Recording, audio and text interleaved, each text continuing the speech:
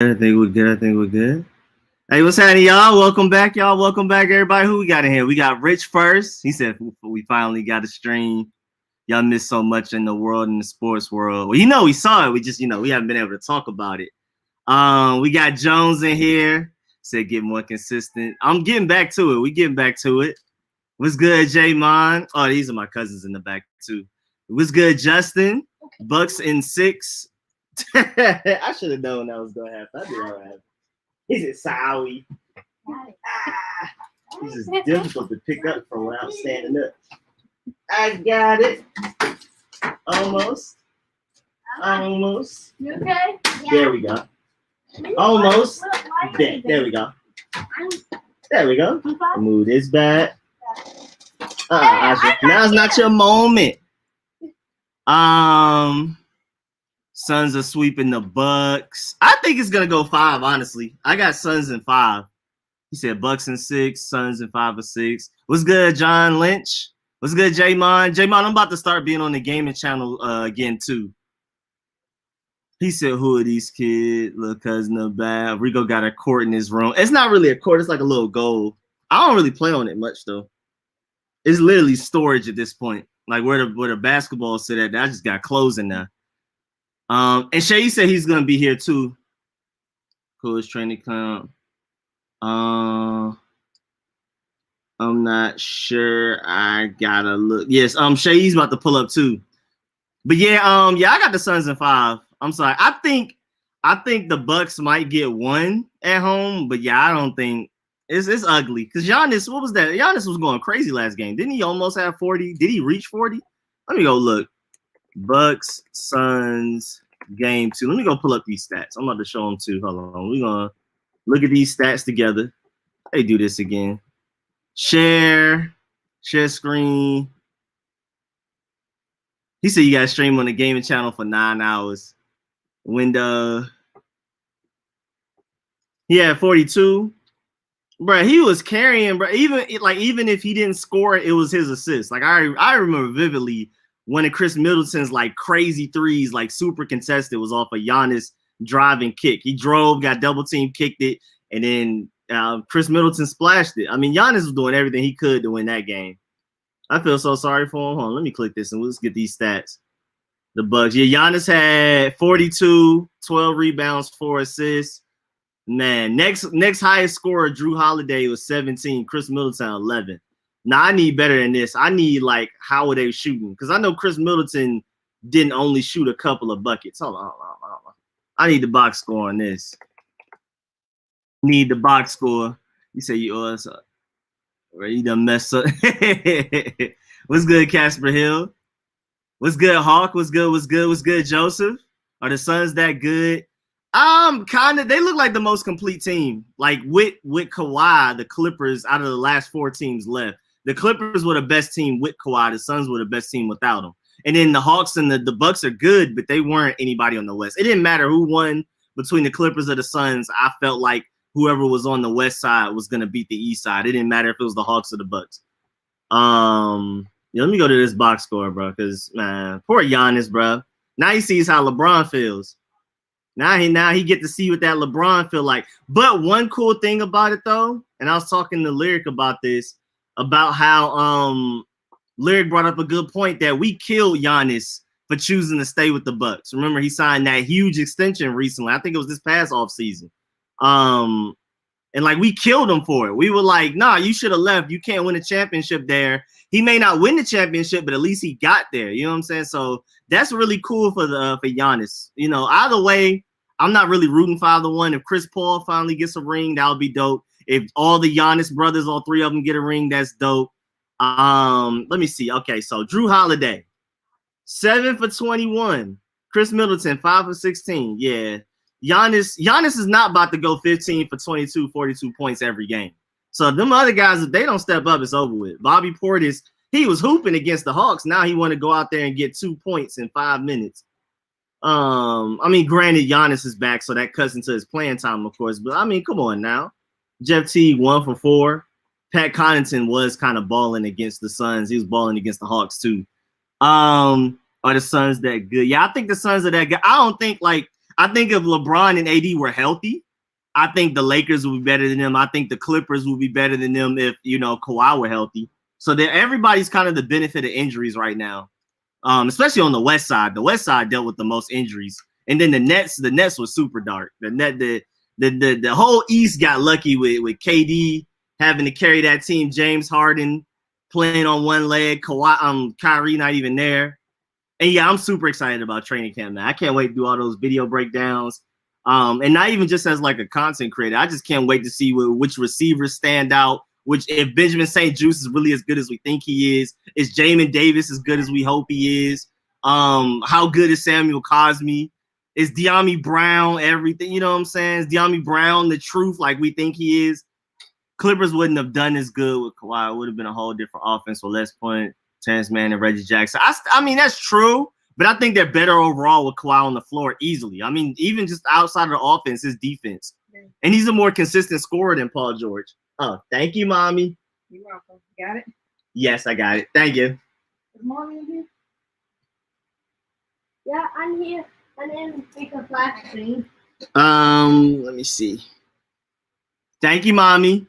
He said, I've been telling y'all if we were healthy, we would have won. Oh, yeah, no. This was a completely injuries playoff. Completely injuries. Now, it's been fun having different stars. Instead of LeBron and AD taking up the limelight, instead of, KD and all of these guys, we have had John Collins and Bogdanovich and Kevin Huerter and of course, Trae Young. Instead of those big names, Devin Booker's finally getting more light.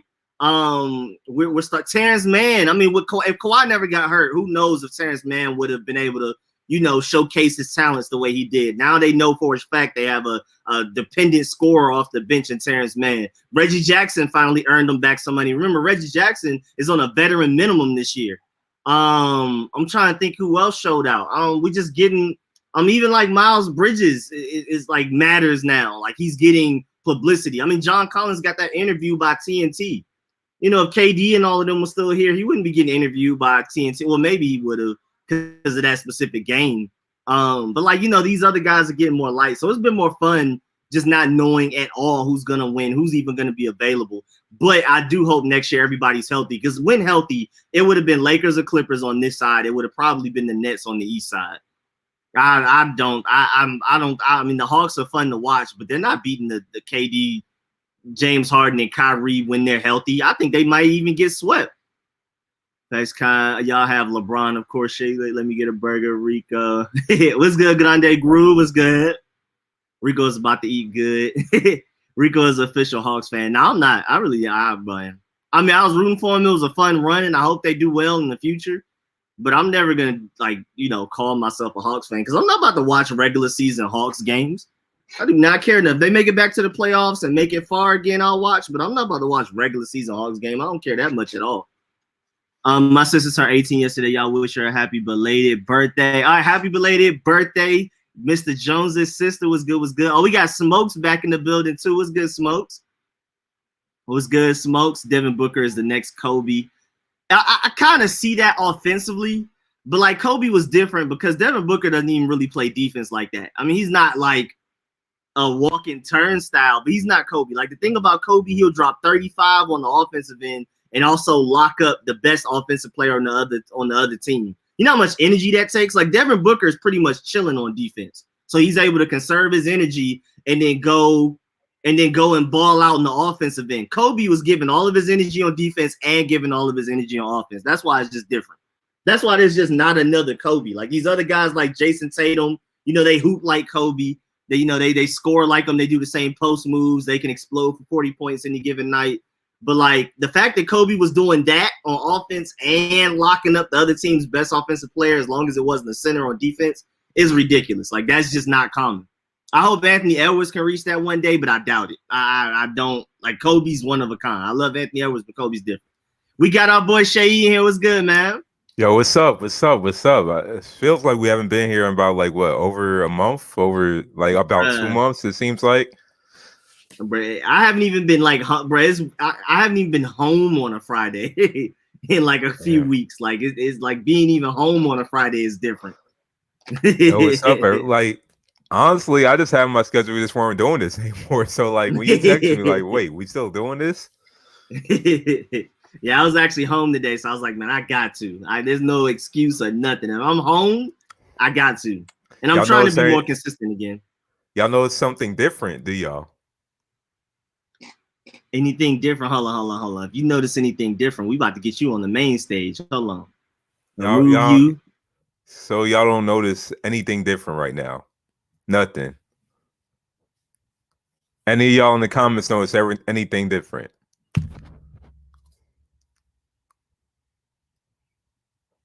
That's it. Like, look, I got two hands. I'm not holding a mic anymore. That's it. I'm not holding a mic anymore. I finally got my stand. Finally got my stand right here. Hold up. Let's go. Finally got my stand. And Rich, I'm gonna just skip that comment, but thank you. But yeah, I finally got my microphone stand. That's what's up. Microphone stand. Yes, sir. Yeah. But yeah, we were just talking about the playoffs in general. Like basically the finals. We didn't dive into the finals, but we were just talking about like too. I've worn these glasses before. I was just reading. They do look new though. I don't recognize them like that. Appreciate it. He said he official. But yeah, man, we briefly talked about the finals for a little bit, and we just started getting into like, this wouldn't be the finals if everybody was healthy. This is like the product of a lot of injuries, but the Suns and Bucks are good teams, so I don't want to take too much away from them. He said that was anticlimactic. It was really. I thought the theme of me was just holding a mic like I'm a reporter, but I'm doing a podcast. I thought that was like the running theme of this show. But now I finally got two hands, so now I could finally express myself in different ways I couldn't express myself before. Yeah, I can show emotions, people. I can show emotions.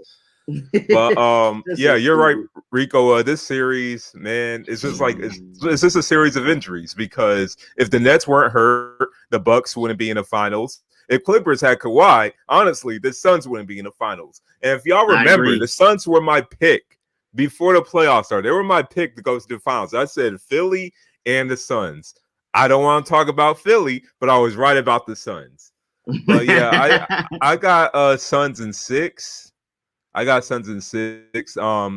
think Milwaukee's going to win a couple of games at home, but the way the Suns are constructed and the way the Bucks are constructed, I just don't think the Bucks got really a chance against the Suns right now. Booker is the closest thing to Kobe. He is the closest thing to Kobe. And hold on for a second, my camera just got unplugged. But Booker is the closest thing to Kobe, as in like not style of play, but just like how cerebral he is, and like just when he needs to score, he'll get you a bucket. So that's what reminds me of Kobe with him. And then I've been saying this with Chris Paul since the beginning, that Chris Paul was always underrated. When people thought Chris Paul fell off, that's how I know they're not actually watching Chris Paul. They're just looking at his stats. They noticed his stats decreased, so they thought he fell off. Like, no, that is still the same Chris Paul. What Chris Paul always does is he impacts the game more than just a stat line. And you need him to score, he'll get you a bucket. And that's what he's been doing this whole playoff series. That's what's super fun about Chris Paul too, because he's been more aggressive. Like, we haven't really seen him try to get buckets like this since like New Orleans. He's been more so like the floor general, the quarterback of the offense and things like that. But this time he's like, hey man, I'm about to go get my own bucket. Yeah, because they need him to, and when they need him to, he's going to come to perform. Yeah. And I'm loving it, because what Chris Paul is doing, he's bringing the mid-range game back. Everybody thought the mid-range game died, but Chris Paul has been bringing it back. And Devin Booker got some to him too.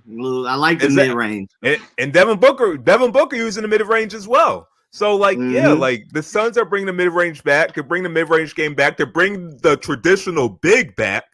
DeAndre Ayton has shown why a traditional big is still valuable. I mean, of course, Jokic. At least he can hit free throws. Yeah, that's Thank goodness the thing. He can hit free throws. If you are a big that can hit free throws, that is what you need. A big that can hit free throws and defend the perimeter. That's a top 10 pick right there. That's all you need. Because if you can defend both the interior and the perimeter and shoot free throws, that's an automatic top 10 pick, because that's rare. Because you can have them at the end of the games, and when they get switched, they're not liability. See Rudy Gobert against Terrence Mann. Terrence Mann had a whole 40-point game just because he had Rudy Gobert switched on him. A role player had a 40-point game. So, like, if you can defend the perimeter and shoot free throws, even though Ben Simmons is not technically a big, he really is a big playing point, but he can't be there at the end of games. Like, you are so valuable. And am I tripping? Because, like, it just seems like it's more oops this playoffs run from just, like, everybody. Like, I mean, there's been a lot of oops just in general, especially with the Clippers when they had Chris Paul, Blake Griffin, DeAndre Jordan. But it just seems like every team is abusing the pick and roll oop. Like, just abusing it. And DeAndre Ayton's great at it. With him and Chris Paul, it's unstoppable. Yeah, I mean, well, with DeAndre Ayton is like 7 foot but runs like a guard. So against bigs like a Brook Lopez, even though Brook Lopez was defending the pick and roll pretty well, but he's just not fleet of foot. So that's just an advantage for DeAndre Ayton. And just in other series, usually like against the LA Clippers, where Zubac would occasionally get in foul trouble, he was defending it pretty well, but also he was a liability if he gets switched on Paul. So sometimes they put Batum at center. But Batum is too small for DeAndre Ayton. So it's just such an advantage. And especially like you're an opposing team and you see a guy like Rudy Gobert. Like I made this case in the tweet, Rudy Gobert. I don't care how good he is defending the paint.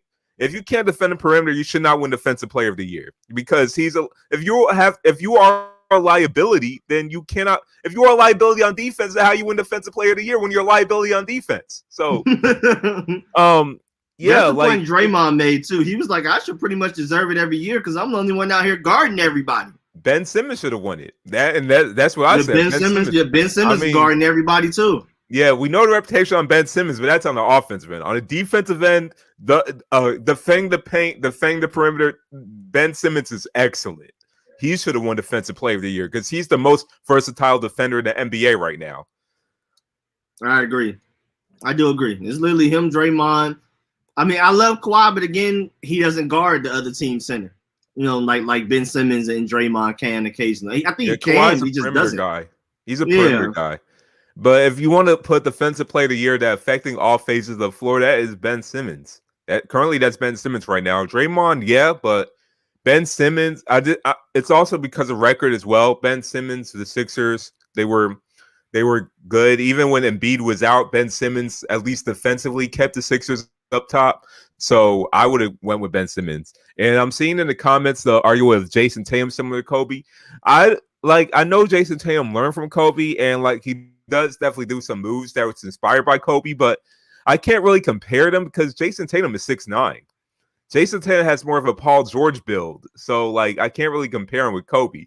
I thought he was more mellow coming out of college, but then Kobe helped him, and then he turned his game more Kobe-ish. Yeah, like high school and college, he did kind of play like Melo a little bit. Yeah, I say like, you know what? Even though I feel like he's going to be better than him, Paul George, I think that's the most similar how Jason Tatum plays. And Paul George is smooth. Like Paul George does things like so smooth and effortlessly on the floor.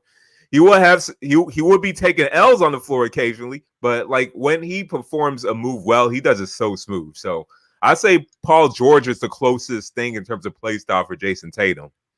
Yeah, me and Lyric were actually talking about too. I told Lyric, Paul George, if there was like a 1v1 basketball tournament, he might be top 5. Like as much disrespect as he gets in like a game-by-game basis because it's choking and things like that. If it was a 1v1 tournament, Paul George is probably top 5 in the NBA. You got a guy that's 6'9", 6'10" with that handle, with that shot? Yeah, of course.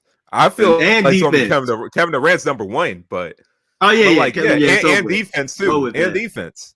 It's over with Kevin Durant. Once Kevin Durant get the ball, it's over with. If it's make it take it and Kevin Durant get the ball, it's over with. Yeah. I got Kyrie will be in my top 5 as well, just because there's no one like humanly possible that will be able to defend him. It's just on the other side, he'll be a liability defending other people. Yeah. Yeah, exactly. But Paul George, I like that comparison for Jason Tatum, especially build-wise. Like you said, his height. He has a lot of Kobe moves, but with his build, with his actual like length and height, you know, Paul George is a little bit closer. It's like Paul George. Then again, Paul George got Kobe moves as well. Paul George has moves inspired by Kobe as well. So, like even what Paul George said when Kobe passed, Paul George said that's his Jordan. So that's literally this Paul generation's Jordan. Yeah. Yeah. Ben But, does it. Oh yeah, and I think Joseph asked who was Finals MVP. Who you got so far? So far, right now for me is I gotta say it's Chris Paul right now. But And are you saying like you think it would be Chris Paul, or do you like is Chris Paul your vote, or you saying like you think it's going to be Chris Paul because of the narrative, or is it? I think it's both. Well, both right now. I feel like he's currently the MVP. Well, honestly, Giannis. If we're just going to go off two teams and not like who's ever winning, it's Giannis. You see what Giannis is doing out there? You see what Giannis is doing out there, and he's doing right here, and he's doing this with a bad leg. But so my pick would be Giannis. I feel like he's going to do this every single game because he's going to play every game like it's his last. It's just the other two players that's part of the big three that needs to step up. But it's going to be Chris Paul because they're going to choose the winning team. So I say Chris Paul. And the narrative, too, that he's been in the NBA forever, never got this far. He needs a championship. It's going to be Chris Paul. Unless he's going to pull Andre Iguodala and give it to someone like who? Like Mikal Bridges or something, Cameron Johnson. They're going to pull Andre Iguodala. I still don't know how Andre Iguodala won that. Yeah, that was silliness. The fact that Steph Curry still doesn't have a Finals MVP, I don't care how he's exactly played. Iguodala over him is wild, just because of like a couple of important plays, not overall games, just like some. And the reason why Iguodala was able to do that because Steph Curry got him there for him to do that. Right, exactly. Like that. Yeah, that was silly. I've always felt like those Iguodala Finals MVP was silly. But I was talking about earlier, right before you came, that like, man, I know Giannis, even if he doesn't win this Finals, there has to be a huge chip off his shoulder. Because remember, we were killing him for re-signing that big time long-term deal with the Bucks. Basically, like you can't win a championship in Milwaukee. You need to go somewhere else. Why would you sign there? They're still going to be killing him if he doesn't win because this might be the farthest he'll ever go. That's a good point. Like we said, they only got this far because of circumstance. Remember, you know when people look back, they don't even care. They don't care how. Oh no, I think people are gonna remember that 50-point loss to Brooklyn. People are gonna remember that 50-point loss to Brooklyn. I don't know about that one. If Brooklyn didn't have Kyrie go down, James Harden playing on a bad hammy, they will be in the finals, no question. Bucks will not be playing the Hawks. Brooklyn will be playing the Hawks, and they'll probably beat Hawks in 5 because I just feel like Trae Young will have a 50-point game. So yeah, I agree. Ain't no way. I think him making it to the finals is enough to keep people off his back for the most part, as far as that signing of that big time contract with the Milwaukee Bucks. I still feel like, well, look, I commend Giannis because he's a loyal person. He's been saying this from the beginning. Giannis is big on family. That's why he got the Gnosis on the team.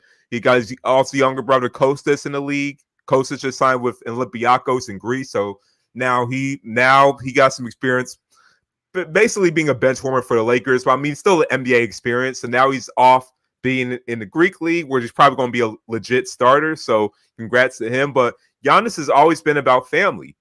So of course, loyalty for him is number one. So he's always going to stay in Milwaukee. And we're acting like, oh, he's going to join a big market. He's going to go to LA. He might even go to Toronto. But look, Giannis is from Greece. Giannis didn't grow up in America. Why does he care about being in a big He don't care about big market at all. I'm saying. America's a big market to him. America itself, being in Milwaukee is a big market compared to what he's used to. Exactly. This dude was playing in the second division of Greece. Why does he care about going to a big market? So loyalty was number one for him. But I don't know. I just hope Milwaukee does right by him because let's go to it again. Who they faced in the conference finals? The Atlanta Hawks. Who was going off on them? Bogdanovich. Who they almost signed in the offseason? Bogdanovich. Kevin Huerter. Red Velvet was going off on him too, but Bogdanovich, they almost signed him in the offseason. But the reason why they didn't was because the Bucks owner was gloating to other owners that they're about to get Bogdanovich. So the other owners got Adam Silver to get them for tampering since he was gloating about it before they actually signed him. Oh, I didn't know that's about why they couldn't sign Bogdanovich, and Bogdanovich instead just went to the Atlanta Hawks. which he was balling for the Atlanta Hawks. What do he average, like 17 a game? If they had him on the Bucks, that would have been different. Even if they just had Dante DiVincenzo healthy, how much that would matter. Yeah, they just need another bucket getter. They just need somebody that can get a bucket off the dribble. Even just like DiVincenzo, he'll probably be guarding Devin Booker, and DiVincenzo's a good defender, and he's also great at getting steals and scrappy. So like that is a big loss. And speaking of that, and all of that, like look at their bench. Look at their bench. Look at Connaughton got 34 minutes. Pat Connaughton got 34 minutes in the NBA Finals series. Pat Connaughton.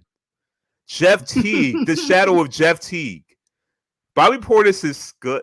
I don't know why he only played 5 minutes. Bobby Portis was going golf when Giannis was hurt. Maybe because he's a liability on defense. I don't know. Hawks, those last 2 games against the Hawks, he really mattered. He was getting like hustle boards, steals, offensive rebounds. He was annoying. I never really seen Bobby Portis in the pick and roll. Maybe I was saying he's just probably a bad matchup for them. I don't know. But like, yeah, why is he not playing? But like, their bench is absolutely horrible. Their bench, like you got a bunch of guys you probably never even heard of before, like Mamadou Diakite. I think I remember from college. Like I don't like some of these guys. I don't know. When I saw Justin Jackson on TV, I didn't even know he was on the roster. I don't even know who E. Bryant is. That's definitely not K. Bryant. I know. I'll tell you that. That's not even T. Bryant either. Like I don't like who are these players? Their bench. This is probably the worst bench I've ever seen of an NBA Finals team, like since my entire lifetime. Jeff Fatigue. Remember, it's not Jeff Teague. It's Jeff Fatigue, not Jeff Teague. Jeff Fatigue. Jeff Fatigue. It's horrible, bro. This is terrible. That's such a horrible bench. That is such a horrible bench. And they were so scared to play Bryn Forbes more than 6 minutes a game because they know Chris Paul and Devin Booker would cook him on defense. Oh, he's a great shooter, but on defense he's absolute food. So they did not even want to play him more than 6 minutes a game. Bruh, but like, yeah, that defense. Everybody had a negative plus minus except for Giannis. Poor baby.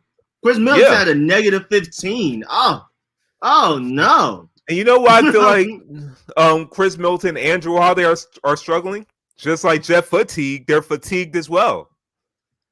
They're fatigued as well because like they've been playing 41. So many games, big 39. Minutes every single game. They gotta be tired. They went through a grueling series with Atlanta. Then now they got to go against Phoenix. They got no bench to relieve them. And you're asking Drew Holiday to lock up typically the best offensive scorer on the other team and come down and get you buckets at the same time. And just not just Booker, then Paul as well. Like either or. You can't put them on anybody else. Exactly. You saw they were literally like running the pick and roll so that they can get Drew Holiday off of Devin Booker and Chris Paul. They were like, bro, anybody but him on them. And then sometimes they would switch back. They'd be like, hey, man, somebody's going to have to be open. But Drew Holiday is not going to guard anybody but those two when they got the ball. It was really funny to watch that. Because, you know, in a pick and roll, typically they switch. Drew Holiday was like, well, I'm not switching. Like, somebody's going to have to be open. He was trying to be honest to Rob Rivas on that one. It's like, no, I'm staying with my man. I'm staying right here. That was really funny to me to watch. And like, Drew Holiday's a great defender, but I think because he's defending them so much and they're such great offensive players and he's trying to stick with them all game, it's affecting him in the offensive end because, like, you know, with Rico, like, you play basketball as well. If you're playing defense against a good offensive player all game, playing full court, you're going to get tired. And then you got to score points on the offensive end. Like they really need more help. They really need more help. And this is why I feel like Bucks are not winning this series. This is as sure as I've ever been on a NBA Finals game since the 23-year-old, I think, LeBron James, Cleveland Cavaliers against the San Antonio Spurs with Tim Duncan, Manu Ginobili, and Tony Parker. Going in. That was a done data. This has been as sure as I was. And that and any Golden State Warriors series. This has been as sure as I was. Since those type of series that Suns are winning, yeah, like you said, it's the bench, man. It's really ugly because I mean the Suns. Granted, they've had 2 kind of serious injuries recently, but it's still nowhere near as bad as what the Bucks are dealing with, bro. I mean, they still got Frank Kaminsky, but that man, Mikal Bridges is literally the third option right now. Honestly, offensively, I mean, maybe he went off. After DeAndre Ayton, I guess. I was always high on Mikal Bridges from Villanova. I still don't. Sixers drafted him. Do you remember that Sixers drafted him? I knew the Suns didn't, but I forgot who did. Yeah, so Philadelphia 76ers drafted him. And the funny thing with that was Mikal Bridges' mom worked for the Philadelphia 76ers. I believe in human resources, if I'm not mistaken. So they made this big story on ESPN that, Mikal Bridges' mom works for the Philadelphia 76ers. She must be happy. They traded him. Like immediately? Like how long was he? Yeah, during the draft. During the draft to the Suns. For a guy who I forgot what his name was, but he was compared to Russell Westbrook, but he got hurt in his first season and never panned out in the NBA. I forgot that player's name, but that was a horrible trade. Because the thing is, Sixers gained nothing from that trade. So they could have had Mikal Bridges right now with the team they have around him. And Mikal Bridges is exactly what they're missing. A 3-and-D guy who's when he's open, it's nearly automatic from three. That's exactly what they're missing. Especially in the corner. So Sixers took L's with that. I forgot that dude's name too, because they compared him to Russell Westbrook. He was like 6'4", but they said he played like 6'9". He was super athletic. I know he had like very high measurables in the combine. So he had like over 40-inch vert. He was super athletic, but I think he tore his ACL. It's like with every Sixers rookie. When you play your first year, you always get hurt your first year. So he had that. He tore his ACL his first year, but he never planned out since then. The Sixers didn't even get playing time since then. Hey, and speaking of trades, is the Luka Trae Young trade the best in NBA history, bro? That is the most even trade. No, it's not Markelle Fultz. Markelle Fultz was the number one pick. This is like a mid first round pick. It was not Markelle Fultz. Just look up the Mikal Bridges trade. I forgot that dude's name too. But what was I saying? The Cam Reddish and Trae Young for Luka Doncic trade was the most even trade in NBA history. Because now Cam Reddish is finally coming into his own. Man, I'm so excited about Cam Reddish, bro. That last game, he went out swinging, bro. I respect him so hard. He was out there guarding Chris Middleton by himself on the island, and then going and getting buckets on his own. I love that. I always loved like the potential of Cam Reddish. But I felt he was massively overrated of how good he was like in the present, like when he got drafted. So, like I said, Brett Brown apologized to Mikal Bridges' mom multiple times for trading Mikal Bridges.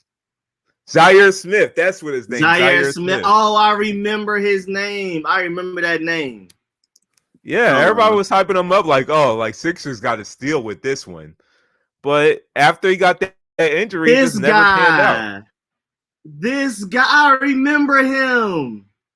I remember they needed him. What is he doing right now?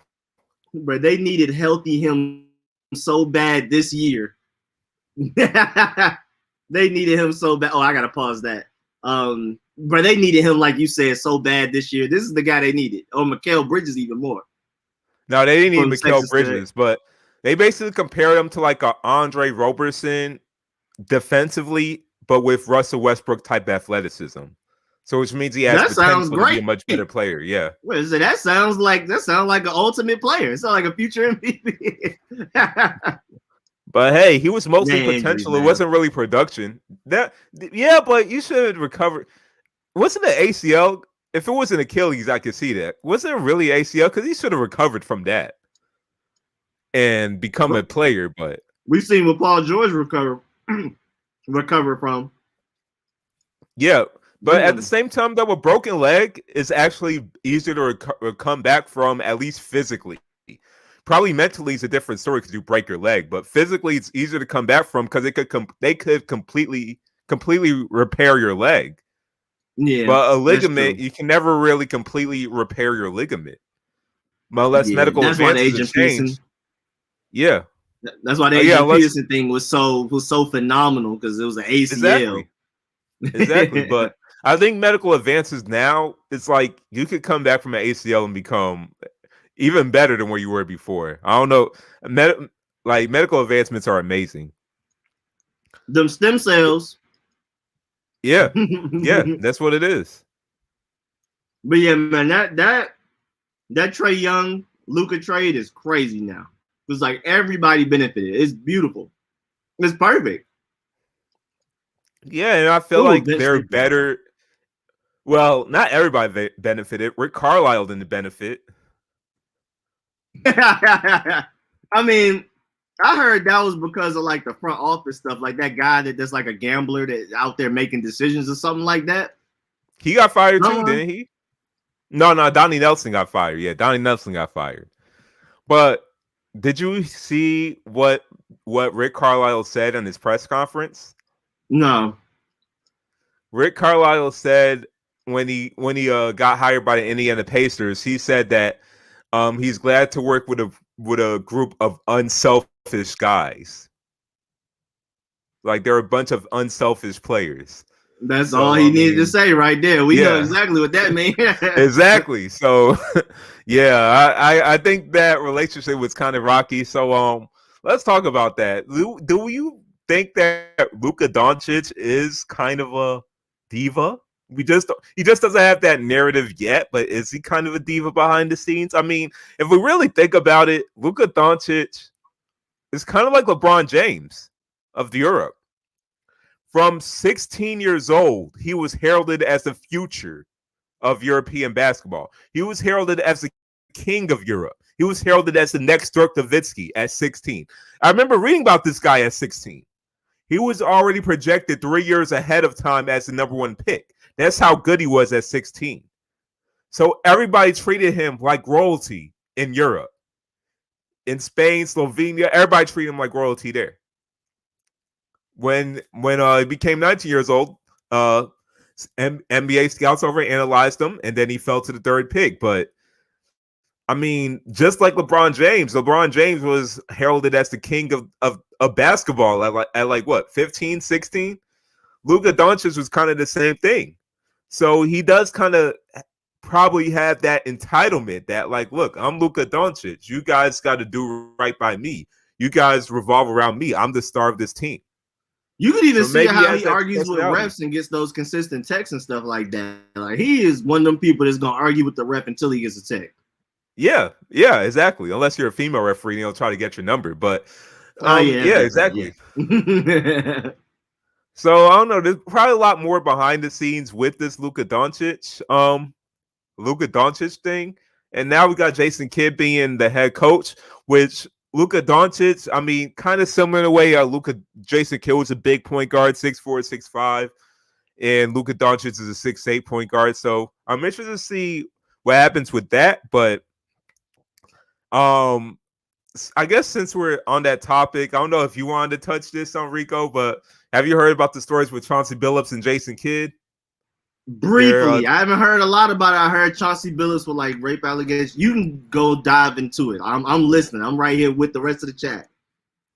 Yeah, so just basically sum it up. Chauncey Billups, along with this is when Chauncey Billups is I believe he was a rookie. Yeah, he was a rookie on the Boston Celtics, along with Ron Mercer and Antoine Walker, who was the star player of the team back then. So it had to do with Antoine Walker's ex-girlfriend, and Ron Mercer and Chauncey Billups were both accused of rape with that girl, if I could remember. And apparently the rape kit was so bad that like she had injuries everywhere. So like the thing is, it was 1997, and I know like people in the chat, some of y'all weren't born in 1997. Like, I'm not trying to say rape wasn't a big deal, because it definitely is a big deal, but the media did not treat it as a big deal. So like things like that usually got swept under the rug back then.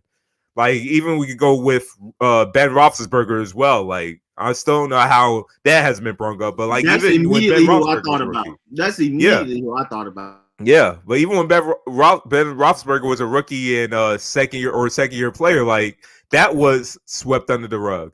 So like, look, we don't know if it's false or not. Like, I don't even want to get into if it is or not, but like apparently there was evidence there. There was clear evidence there, but like kind of got swept under the rug. Chauncey Billups was allowed to go with his career. He got traded by Boston Celtics subsequently because, well, Antoine Walker sued both Ron Mercer and Chauncey Billups. So I guess there was like some team turmoil there, got traded, but it's being brought up right now.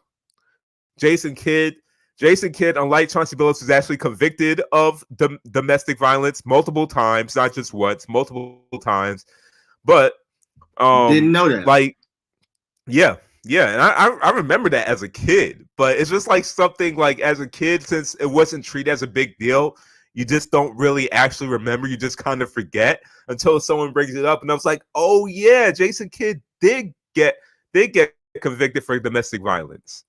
And like as most of it was like for fans, it was just banter. Like opposing fans will just put banter of domestic violence. It'll put. I remember this. Like Monty Jones did this on the podcast, but I remember it as well. Like they put Jason Kidd in a wife beater, like in a tank top, and they called wife beater Jason Kidd.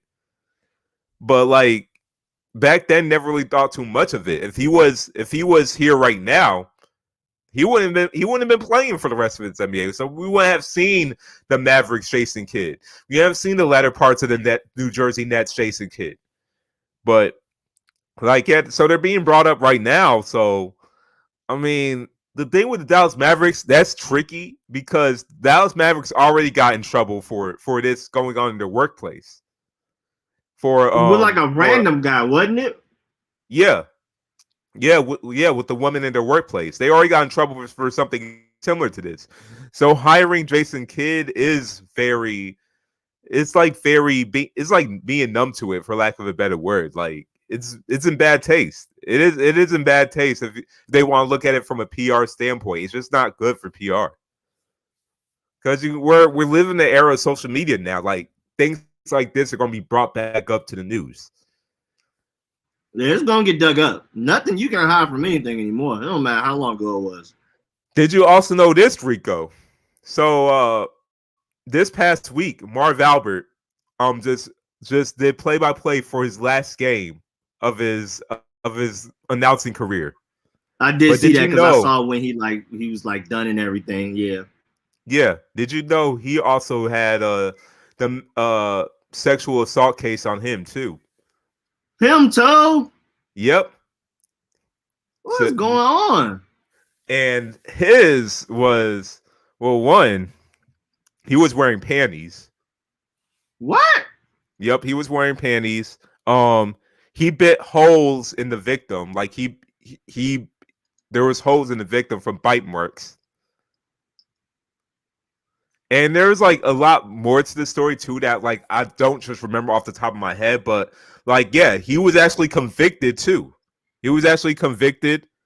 NBC fired him briefly, but he came back. He came back later to NBC, but and like now he's working for TNT right now. But that was like a whole back thing. I think that was back in 2004, if not earlier.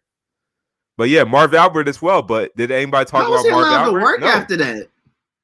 I mean, 2004, and the fact that he's Marv Albert. That's not okay. That's not good. Honestly, but the thing is, like, what I was mad about, like, I'm not saying like all of them should be brought up. Chauncey Billups, Jason Kidd, like all of them should be brought up. But why wasn't Marv Albert being brought up? Oh yeah. I mean, we already know how that go. We already know how that go. Yeah. So I'm saying, like, we got to be fair. Why isn't Marv Albert being brought up? Like, he's allowed to go off to the sunset. No one talked about his sexual assault charge that he was convicted for too, and yet he admitted with his own like lips to doing. So even beyond that, so is Chauncey Billups' situation worse than Jason Kidd's? Like as far as like the Mavericks hiring Jason Kidd, the Trailblazers hiring Chauncey Billups, who's like in the worst position, like PR wise, and like the whole situation around it? I say Mavericks PR wise because they already had like this situation before a couple of years back with the woman in their workplace, and then they hire a guy like Jason Kidd, and and he's got convicted multiple times, not just once, multiple times. So I said his is worse. And even from a basketball standpoint, Jason Kidd is not necessarily proven to be a good coach. So what was the point even hiring when you're risking yourself for a PR disaster? So I didn't even think about that. So they're gonna throw themselves to the fire, PR wise, for somebody that's not even like, oh, I can see why they're doing it because he's just that great of a coach. He was a great player, but he hasn't shown to be a great coach. With the Brooklyn Nets, he was bad. With the Milwaukee Bucks, he was bad. Like, he hasn't shown to be a great coach. So he just keeps getting hired because, like, essentially how we feel about Chris Paul and his basketball IQ, that's how we felt about Jason Kidd and his basketball IQ. One of the smartest players ever in the game. So that's why he keeps getting hired. That reputation and the fact that they got Luka Doncic, they want to keep him happy. But just from a PR standpoint, it was just, I don't know. I just don't feel like it was the right move from a PR standpoint. But hey, we'll wait and see for the season to see what happens. So what happens, like, when you're really that smart? Like, you're one of the smartest to ever play the game. How are you a bad coach? Like, what is he doing wrong? I mean, the thing with being a smart player and being a coach is two different things. Because being a coach is not just about being the X's and O's guys. Like, Stan Van Gundy's a pretty smart coach. But it's all about player relations as well. How you manage a team, how you manage lineups, how you manage giving minutes to people, how you evaluate players, and if you're giving minutes to the right players, how you put in players in certain positions. Like Milwaukee Bucks, when he was the coach of Milwaukee Bucks, he put Giannis at point guard. Giannis is not a point guard. When Coach Bud took over, he moved Giannis to the 4th spot, and then that's when he started having MVP caliber seasons. So it's this all about, like, it's not just about the X's and O's. Like, you can be as smart as you want, but if you don't know how to manage a team, manage lineups, that's also all about being a coach. Phil Jackson wasn't the X and O's guy at all, but what was he great at? Managing players, getting along with players, managing egos. Yeah, specifically when he got a Kobe and Shaq or a Jordan and Pippen and Rodman, like managing egos. So it's not all about being an X's and O's guys, because there's a lot of good X's and O's coaches that have been fired that are just good tactically. They're just bad at everything else. They just need to be a top assistant coach. Yeah, exactly. It's like some of them are just great assistant coaches, and that's just it. Like, isn't Scott Brooks about to go to be the top assistant coach for maybe the Trailblazers? I think it was. Yeah, for the Trailblazers. Yeah, that might actually work out. Yeah, and Scott Brooks too. I think Scott Brooks is a good X's and O's guys, he's dedefinitely a good development guy. Like, he develops players, but yeah, definitely help Westbrook. Time management. I know the DMV fans here can agree time management is not his best thing. And the other factors, who he gives minutes to. Yeah, like that's what makes that's why Scott Brooks isn't that good of a coach. But as an assistant, he's good. It's just like football. Same thing, just like football. You got your Tom Cables, if I remember, from the Oakland Raiders. If I'm saying right, it was Tom Cable, right? But wasn't he good X's and O's guys? But he just wasn't like a good. He wasn't a good. Apparently, he wasn't really that good of a person, if I remember. So. One of the reasons. What's good? Christian Miller was good. And Rodney Ray's in here too. One of the reasons why Jason Kidd was hired, because he has done a great job of helping individual players shooting overall. So I mean, that sounds like what he's good at. That's literally what he was good at. You can help this guy do that specifically. But what about the rest of the coaching job? And being a guy who started out as a bad shooter, Jason Kidd turned out to be a very good 3-point shooter by the end of his career, an elite 3-point shooter, actually. I'm pretty sure he's great at that. And players respect him because he's a legend, but I mean, that's just the tip of the iceberg of being a coach, of being a head coach. Yeah. Sometimes though, with being a head coach, you gotta fill out other places to be good later on. So I mean, Monty Williams, the Suns coach, is a perfect example. He failed at New Orleans, but look at him right now. So sometimes, and he's a former player.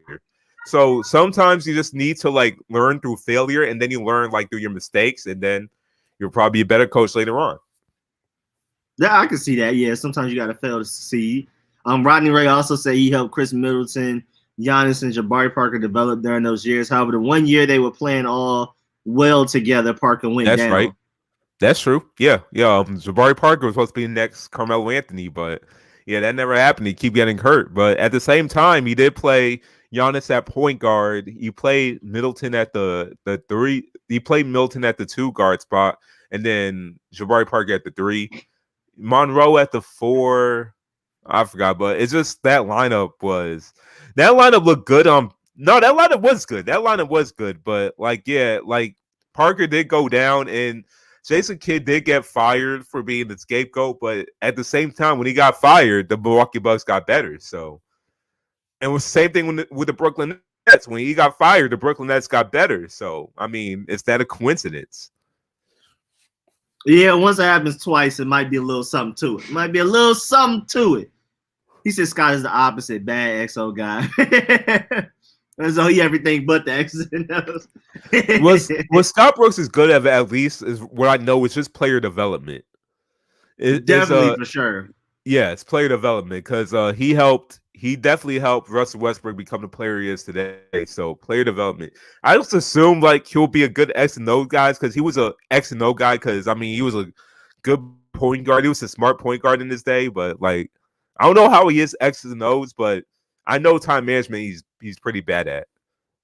I mean, even Rui Hachimura, I didn't watch the Wizards a lot throughout the regular season and stuff, but like I remember at some point early in the season, the way he was just jacking up shots and just shooting whatever was making me mad, because Westbrook's on the team. I want Westbrook to do well and succeed.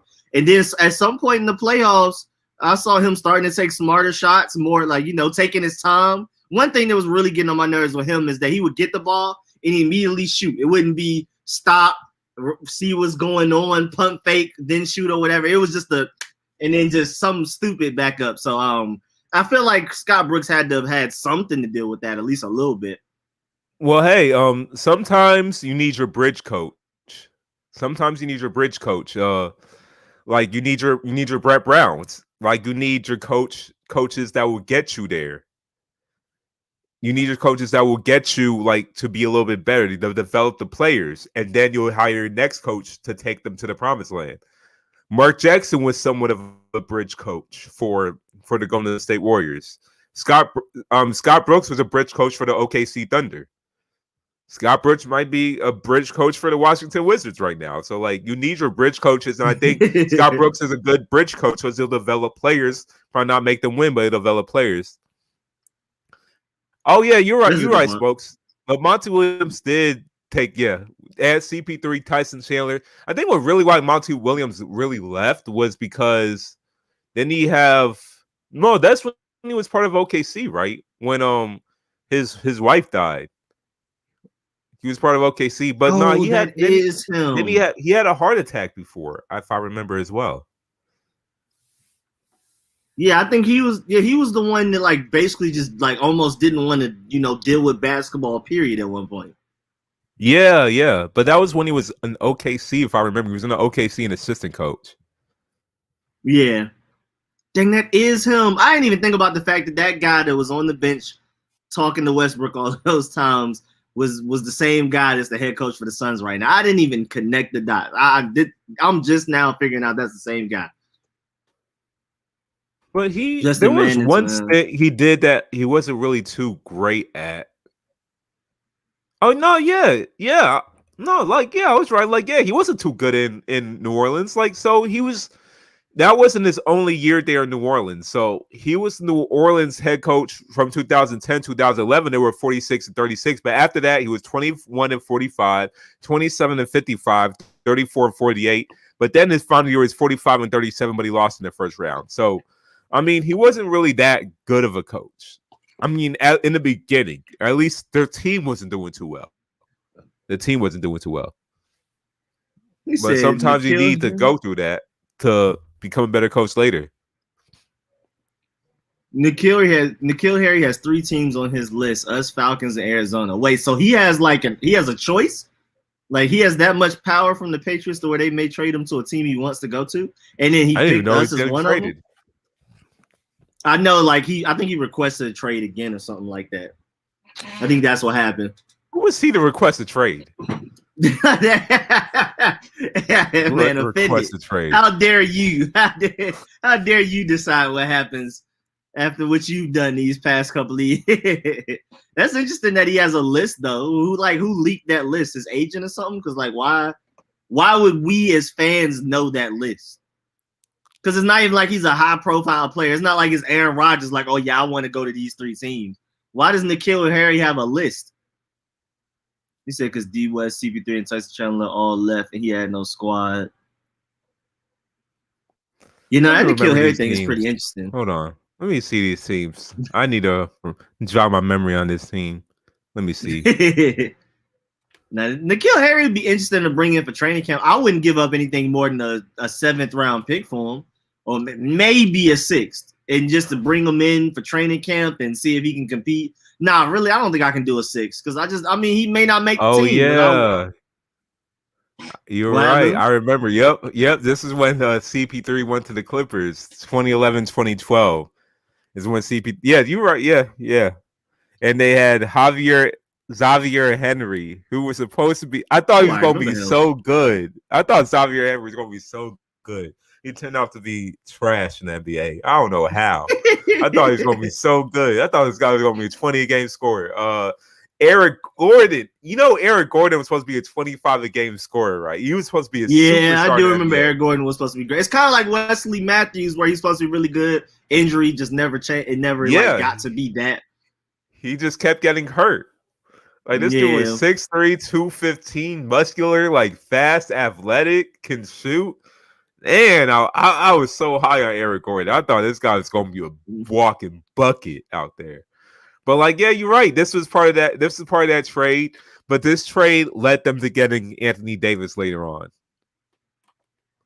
So let's see that year with Anthony Davis. So yeah, so that team turned to Anthony Davis, and Anthony Davis turned into Zion, Brandon Ingram, and Lonzo.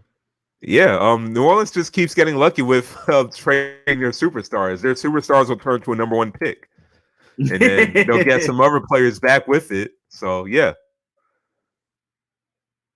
Yeah, teams don't normally get lucky like that, man. Teams trade their superstars and then just disappear off the face of the earth for the next 10, 15 years.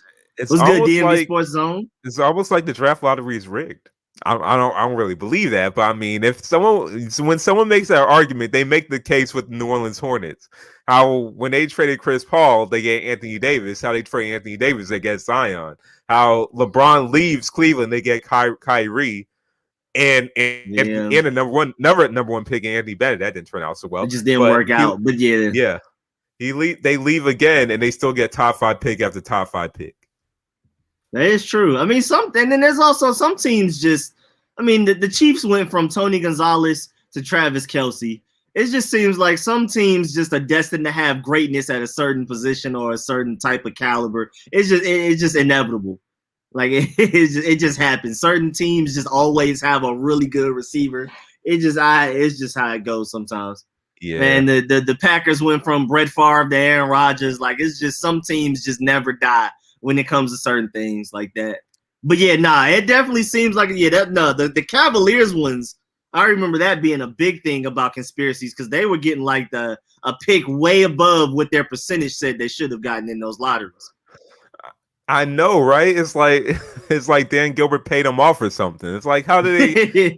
Yeah, because when they got Anthony Bennett, they were like what 9th percentage. When they got Kyrie, they were like what 8th or 9th or 7th. Like how they get the first overall pick from 8th? Now, crazy that would be right now. Who has the 8th pick this year? Unfortunately, with the Anthony Bennett years, just nobody wanted to have the number 1 pick that year, so they just got the number 1 pick when nobody wanted to have it. Anyway, so like, hey, we don't want to make this mistake. We let you guys make the mistake. Y'all can have it. And Rodney Ray, that was tragic. Yeah, that was when he was coaching OKC. I do remember. I forgot. I didn't even think about the fact that was the same person as head coach in the Suns right now. I didn't even connect it. And he was already well respected in the NBA circle, so like everybody was saddened when that happened.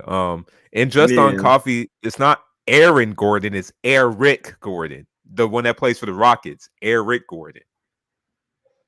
So Eric Gordon, when he played for Indiana, it was him, okay, so it was him, Derrick Rose, OJ Mayo. Who else am I missing? Michael Beasley. These guys were supposed to be the top future stars of the NBA. These guys were supposed to all take the NBA by storm. That's a crazy list of names right there. A whole bunch of what could have been. Exactly. All-star what could have been team. Oh my God. Just imagine if you had all of those guys in their prime. That team might go to the finals. If you put them all on the same team and they're all at their best, their healthiest. But LJ Mayo was a dog for a hot little minute, bro, until Michael Jordan humbled him. So yeah, let's talk about that. So Derrick Rose, we all know the story of Derrick Rose, so we need to go with that. But OJ Mayo, yeah. So he was supposed to be the next Kobe. Now they dubbed him the next Kobe. Literally. Ever since high school. I remember when I even made, because I was always so fascinated trying to see like the next future stars of the NBA. I had a Dime magazine. Like I made a Dime magazine graphic with Derrick Rose on the left side, OJ Mayo on the right side. And I was like, these two guys are the future of the NBA. Because I always hear about Derrick Rose being so athletic, like being this superstar, which turned out to be, but we all know what happened. OJ Mayo being the next Kobe, being the cerebral player, being a legit bucket.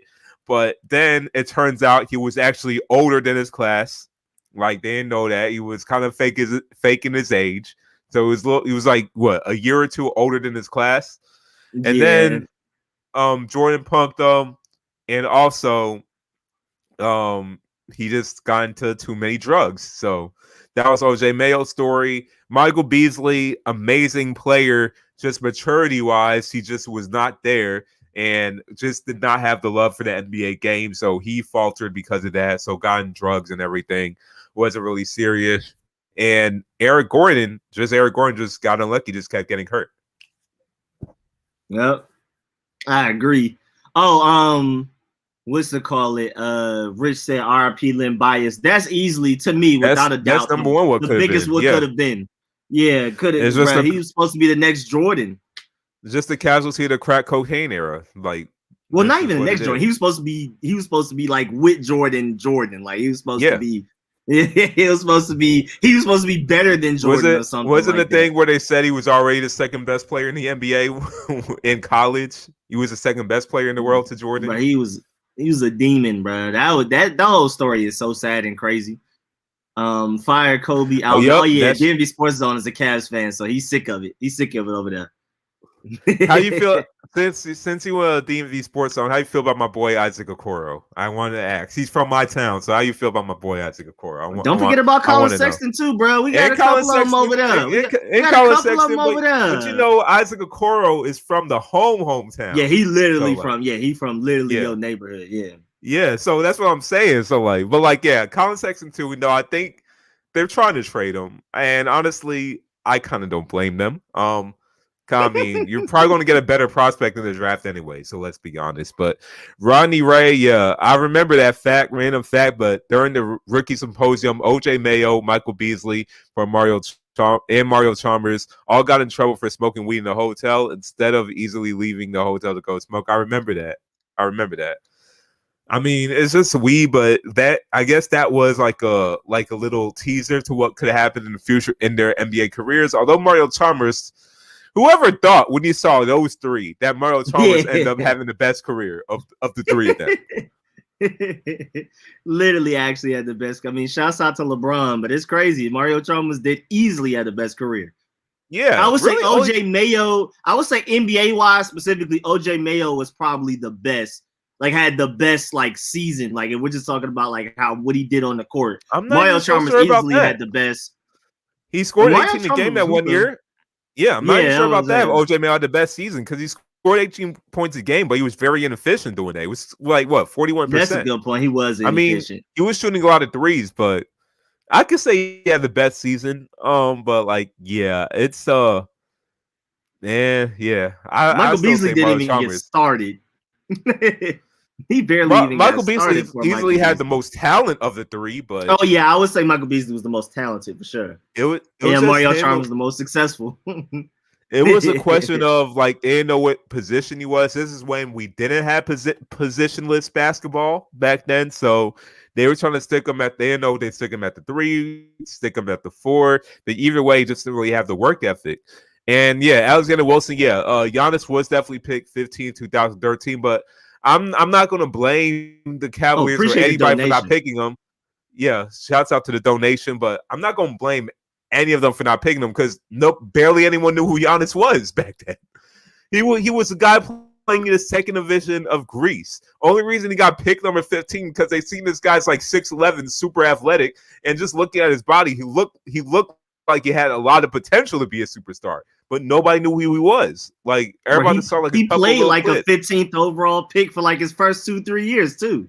Like it wasn't even like he came out hooping. It wasn't even like he came out like this Giannis. He rookie year, he played like a second round pick. He played like he actually, you know what? He actually played like Oleksiy Pokusevski from the OKC Thunder.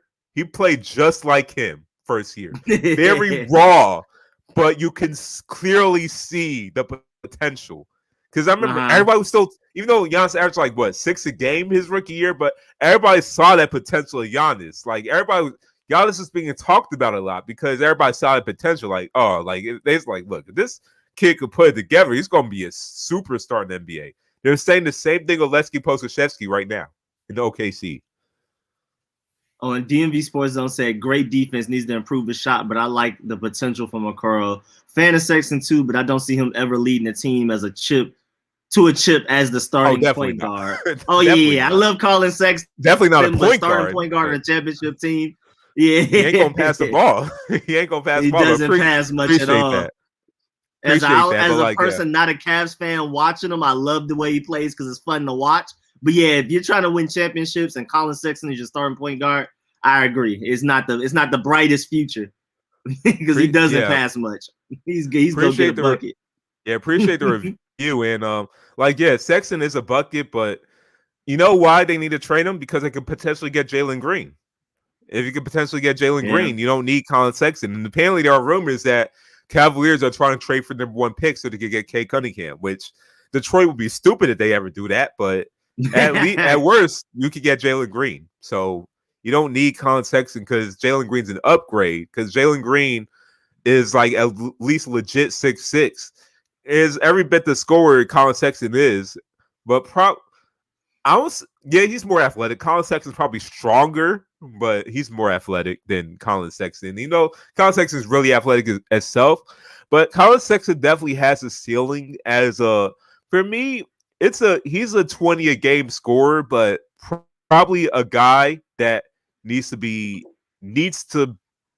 probably going to get those points on a bad team. But if he's on a good team, he has to be a 6-man. And that's the predicament too. DMV Sports Zone says no problem, and we need Mobley if we can't get Cade. Kevin Love is so overrated, can't stay healthy. Well, Kevin Love is gone too. But the thing about Evan Mobley is you already got Jared Allen, but Evan Mobley is also better than Jared Allen. So, I mean, it's a predicament. Either way, you got to trade either Jared Allen or trade either Colin Sexton. I do like Evan Mobley because for the same reasons why I like DeAndre Ayton. Like shoot free throws, can defend the interior and perimeter. Same reason why I like Evan Mobley. And what's up, Mo? What's good, Mo? Oh, appreciate the donation again. Alexander Giannis 18 when he debuted. That's a good point. And what's good, Mo? Shouts out to my boy Mo in LA. Oh, he's in LA now. Yeah. Yeah, leave. He come back and visit like every now and then. Man, LA. But yeah, how's LA? LA is so fun. It's beautiful out there. Had most people flame due to drugs. Cocaine is during it. Oh, Len Bias draft had the most people flame due to drugs. Oh, so it wasn't even just Len Bias. It was a lot of other people too. But yeah, the 80s, we know the 80s is definitely the worst time that era for cocaine. The 80s was when that was the most dangerous New York. New York was like more like a lot of people don't really can't. It's hard for them to imagine. But New York in the 80s. It was worse than anything Chicago is like now or what it was in 2012. Like in the 80s, New York was horrible, bro. I can't even imagine living in that environment, bro. I can't. That was the worst city ever back then. I'll be in jail again. Oh, on the 20th? Okay, so that's about 11 days. All right, bet. He said it's super hot. Well, I mean, it's Oh, not yeah. Vegas though. Vegas is 117 right now. No, yeah, I checked yesterday. I just had an interview this morning with someone from Sacramento, and he says 108 in Sacramento. So, like, if it's 108 in Sacramento, I can imagine LA. That's crazy. It's 117 right now. What type of warm front is this? out west. Yeah, but they going through it out there. I thought Western weather is supposed to be more comfortable. Like, at least they don't get into extreme high temperatures. They'll get into the 90s probably, but not like that. Oh no, Vegas has always been like that though. I mean, even because like I used to go out there every July my whole childhood, and like Vegas, I mean, right now it's literally 115 right now. Oh my! And then like crazy. The highest 117 tomorrow and stuff. I'm just used to this. Like this was just like. We didn't go outside when I was there in July. We didn't go outside with that. That's crazy. No, not rarely. And your car had to be in the garage. You were not getting in a car that wasn't in the garage. It was over with. Oh my goodness, that's crazy. But he's in Vegas and Arizona. I've never been to Vegas. Well, I've been to Arizona kinda. I went to the Hoover Dam, but I've never like been in Arizona. Yo, I still need to be out west. So I've never been out west yet. But getting back to like where I need to go. I definitely need to go. But I was watching Narcos. I'm actually still binging Narcos. If you watch it on Netflix, I have. Narcos. I've heard great things though.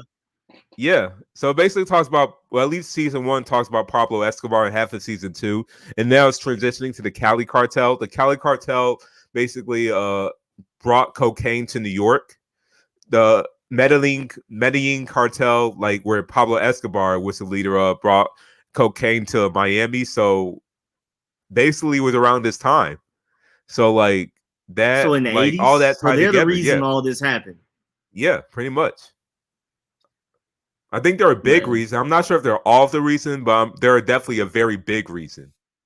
80s New York was wild, bro. I really, it would take like an hour to paint the picture of how bad 80s New York was. Like it was literally the worst city ever. Like again, like what people think Jacksonville is now, what Chicago was in 2012 and stuff. They can't even touch 80s New York, bro. It was horrible. That's why 90s New York was still, pretty bad. Early 2000s was still bad. New York just started getting clean like the past 10 years, the past 10, 15 years. Vegas, dry heat is different than humid heat. Yeah, bro, I'll take the humid heat. I'm sorry. I'm taking the humid heat because the sun from dry heat, too, yeah, bro, dry heat, there's no moisture in the air blocking it. You need sunscreen. Like here, it can be 90 something. You can survive without sunscreen. You'd be better off with it, but you can survive. You're not being outside in Vegas for 10 minutes in 100-degree weather without sunscreen, without dying. It don't matter. New York heat is more humid than Vegas and Arizona, Cali heat, I assume. But compared to Georgia, I could not take that heat. I'd rather have Georgia 95 degrees than New York 85 degrees. Like, I agree. And like you said, it's even, bro, go from Georgia to New York is that same distance going from New York to Vegas and Arizona. It's literally no moisture, none. You have to have sunscreen to go take the dog outside real quick. It was terrible, bro. It was fun, but it was bad too. If you had a pool, it had to be shaded. The pool was not going to save you because you were just going to be boiling. It didn't matter. He said, it's been like 95 plus for 2 weeks in a row. Oh, dang, LA going through it. I thought LA was a little bit cooler than that. DMV Sports Zone says, I'd rather not sweat like crazy. DMV Sports Zone says, true, Shab, I'd rather have 2 very good bigs to 1 possible star rather than another year with a logjam at guard. The thing is, why I'll be mad that it's Sexton gets traded is that we won't have the Sexland backcourt anymore. I just like that name, Sexland. Darius Garland and Sexton, Sexland. I wanted that to be the new Lillard and McCollum. I really wanted that to be new Lillard and McCollum. I mean, you gotta make your team better, and that backcourt is not gonna make the team better. Hey, even speaking about Lillard and McCollum, that might not even last too much. That might not be even there either. that might be gone. That might not be a thing. If I'm Blazers, I'm hoping I'll trade McCollum, but like, yeah. Well, Alexander, first of all, appreciate the donation again. He said every in the city in the 80s. Oh, yeah, no, 80s, 90s was just terrible all around. I still think New York was like worse overall, But yeah, DC was. Yeah, that's why y'all had to change the name from the Bullets to the Wizards. They literally made y'all change it because y'all would have murdered Capital for so long. You know, it was And cool. I went 4th of July. And I think the owner's wife got killed too from gunshots. If I remember, I could be wrong. But I think the owner's wife got killed too, which also prompted that reason for the Bullets to be changed to the Wizards. And I can understand changing the name from the Bullets, but I don't know where they got Wizards from, especially with that I guess mascot. The alliteration of the name Washington Wizards. I think that's just what it really is. Yeah, that had to be the main. It just rolls off the tongue. 95% of it. That had to be 95% of it, because that's the only explanation, bro. So Mo says, I'm happy with how far the Hawks went. So a Hawks fan, Falcons fan. That ref, that Trey got hurt because of going to get these hands. Oh, did you see how Trey Young got hurt? Yeah, where he stepped back on the ref. Yeah, that was pretty bad, man. That was pretty bad. I hope he doesn't live in Atlanta because they might find him, man. I hope not. I really hope. Yeah, I really hope he don't live in Atlanta, man. It's not really a good hope thing. He don't. Man, they gotta get him some protection if he lives out here. I hope he was just visiting. You said the Wizards owner was not killed by gunfire. That's the cartel in Colombia. Also, the feds played a part in drugs being in these communities. Oh yeah, we already know the police not the owner, but the owner's wife. You said the owner's wife, right? Yeah. Yeah, not the owner's wife. I could be wrong, but I think that's what it was too, because they made a big deal about Gilbert Arenas bringing guns to the locker room because they made that they were talking about that too, how that previous owner's wife got killed. Yeah, and Rodney Ray, we know, man. Like even to this day, Chicago, they'll even admit it. They be like the police are the ones bringing guns to the hood a lot of the time. They still doing it. 80s, not all of the time. That's just been a forever thing. Let us destroy ourselves.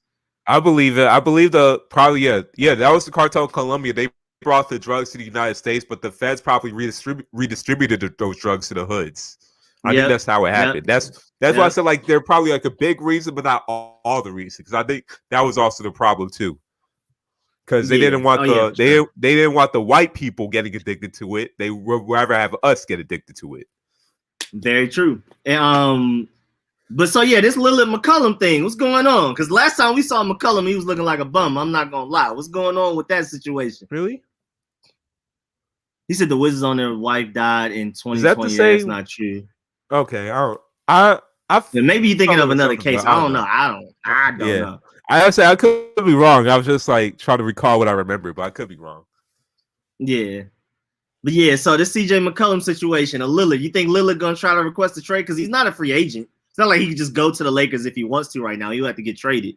So like, how you feel about that whole situation? I think he already requested a trade. He actually already put it out. I thought he said that was just rumors and that's just the news making stuff up or something like that. That's what I mean. Like how some athletes request trades, they let other people say it.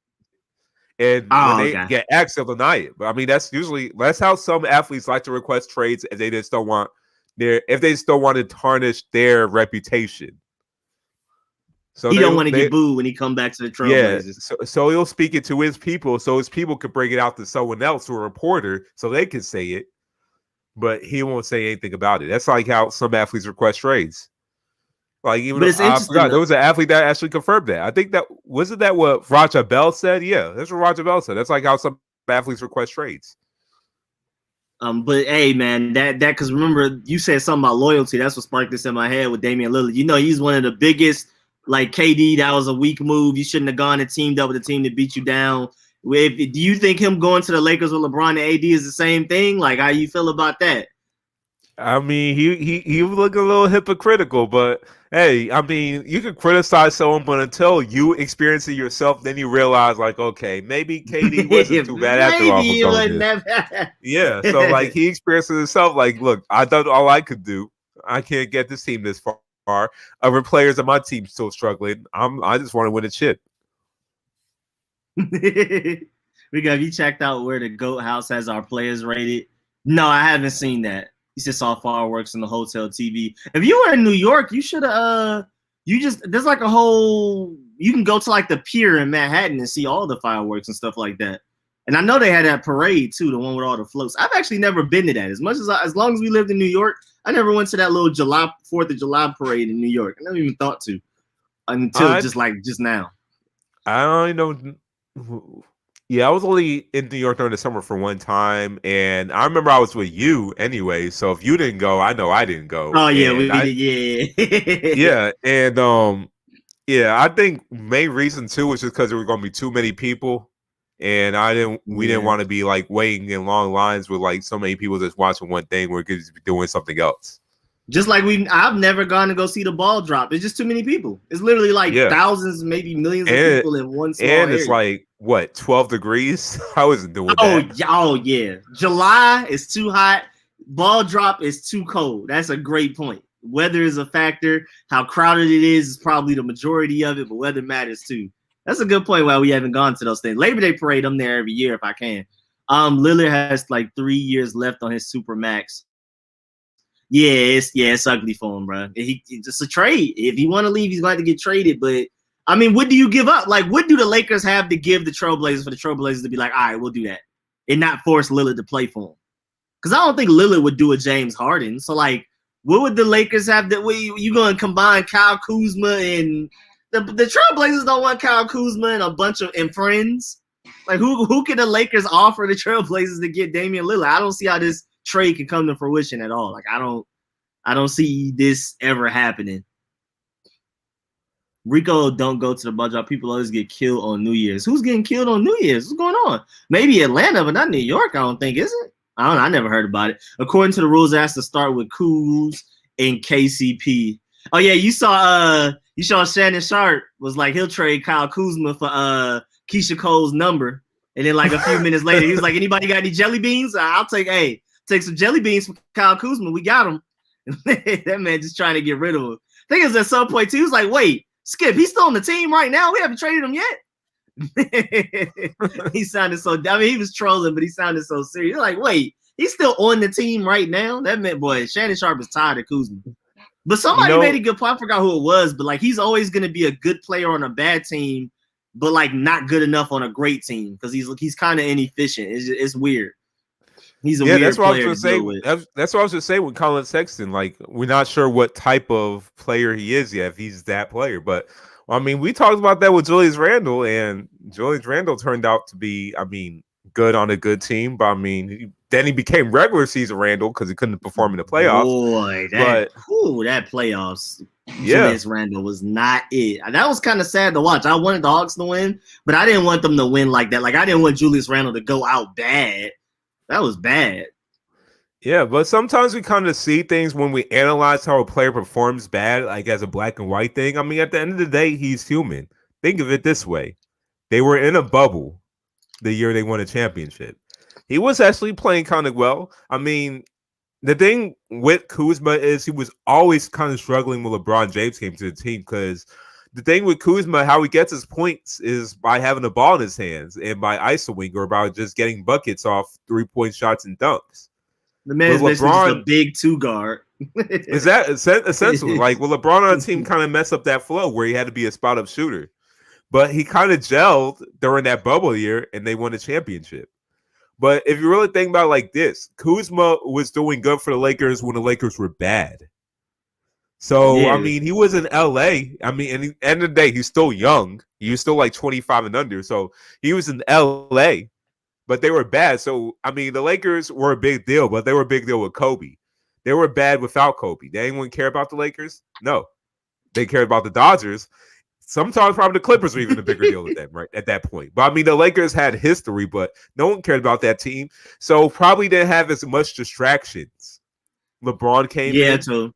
More distractions, but then they were in a bubble. They won in a bubble year. He was in a bubble, a person 25 and under in a bubble, not being social. For a person like Kuzma, it seems like he likes being in the spotlight.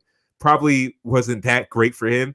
So now they're finally out of the bubble. He's dating a Kardashian, if I remember. I think a Jenner, whatever. And I dyed his hair blonde. I don't know, but having like all this. But like now all the distractions come back, but you won a championship now. So now the Lakers are important again. The Lakers are back. So now all these extra distractions are coming at you. He's still 25 and under. Not everybody has a work ethic of a Kobe Bryant. Not everybody has a work ethic of a Michael Jordan, of a LeBron James, of a Giannis. So not everybody had, not even of a Devin Booker, and he's dating a Jenner, so now everybody has that work ethic. But so maybe that like affected him, and he just wasn't as focused for this season because he lives in LA, and now the Lakers are good again, so now he has all these distractions, making him such a big time celebrity, and he's probably still not used to that, or not. He's not used to balancing his NBA schedule with all that coming with him. So maybe he needs to get traded to go to a different scenery, to go like Lonzo, for example, go to a place where it's not as where the lights aren't as bright on him. Even though Lonzo grew up in this area, but still, like Brandon Ingram, another example, when the lights are not bright on him, he balled out. So maybe he needs to go to a different situation, a different team. Not to Shanghai Sharks or anything, but to a team in the NBA. Yeah, that they said that Twitter thread where it was like where the Shanghai Sharks about to be crazy next year. They had Rudy Gobert, they had Kyle Kuzma. Who else they had? They had a whole starting five. They're like, boy, the Shanghai Sharks gonna be something different next year. They had all them people that failed, that didn't show up in the playoffs. But that team was crazy, bro. And Dorgun has a good point. He said Kuzma's good when there's no expectations. Basically, to summarize what you said, as long as they're like, and to add on to it a little bit, as long as like there's not, you gotta be great, he's definitely plays, but he plays better with like not as much responsibility on his shoulders. As far as winning, not necessarily workload, but winning. And then this man Jones out here trying to figure out how you gonna get Damian Lillard. That man said give him Caruso if we need to. He said Trez. The only way to trade for Lillard is trade LeBron James himself. I'm not even sure Anthony Davis will be a fair trade because he's going to be hurt he's going to be hurt for like 30 games a season anyway. So only way you could get Damian Lillard is to trade LeBron James himself. I don't see that happening. I don't know what type of voodoo. He could still end up in LA anyways. I don't know what type of voodoo, but he could end up in LA, could end up in the Clippers. Who knows? He's Joseph asks, do we think Lonzo is going back to LA? Maybe as a free agent, maybe. I don't know. Maybe not while LeBron's there. Like I think LeBron will have to be gone. Yeah, Lonzo's not coming back to LA. Lonzo needs to be on a team where he's the actual point guard. And that's where we're going to see the full potential of Lonzo. He's not. I mean, actually, he could come to LA, but not the Lakers. The Clippers are actually a good fit. I don't know how the Clippers would definitely be a better fit than the Lakers. I'll tell you that. Thing is, I don't know how they're going to pay for him. That's the question. Yeah, the thing is, like, when you ask him, like, if Lonzo could go, like, you got to think about, like, if the team could actually pay for them. Like, they don't have any space in their salary cap. I think Kawhi's contract up this season. Yeah, it's they were like talking about where like I think if they re-sign Kawhi Leonard, they more likely won't be able to re-sign Reggie Jackson because Reggie Jackson earned himself some money this season. I think they're not going to re-sign him. They're not going to re-sign Reggie Jackson. I don't think they have the bird rights on him. And the bird rights is for that big money this offseason. As he should. He's a legit starting point guard right now. So like as he should. Balling, man. So if they have space, what they could do is they could sign Lonzo before they sign Kawhi, if they have space. Because they could sign Kawhi under the bird rights. I don't know if Reggie Jackson is eligible for the bird rights on the Clippers. So the bird rights is if you stay 3 years on the same team, you're eligible to sign them over the cap. But I don't know if his bird rights carried over from Detroit. So I don't know if Reggie Jackson has bird rights with the Clippers, but Kawhi has bird rights, I assume, with that contract he has with the. Does he even have bird rights? Because he hasn't stayed for 3 years. I thought it was 2. I think he's been there for 2 years. I think. Yeah, right? So he doesn't even have bird rights. Bro, the NBA is so complicated with protected picks. With bird rights. They can't do that. Basketball is so much more complicated than football when it comes to all of that. Bird rights. Protected picks and all of that. Like you get the pick if you lose a certain amount of games. It's crazy. But it's all just so they can make sure there's no super teams, even though they still haven't stopped that.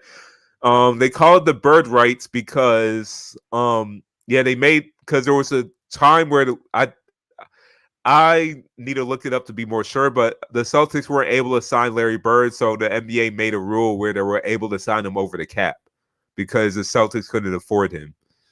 So I think that's why it's called the Bird right. I know they had the Gilbert Arenas rule where a second round pick can still be a restricted free agent because Gilbert Arenas, after he was in the Warriors and he balled out, the Warriors weren't really able to pay for him. So they were trying to get him to come there under the cap and backload his contract, or they try to give him like some special perks with his contract, like pay him under the table.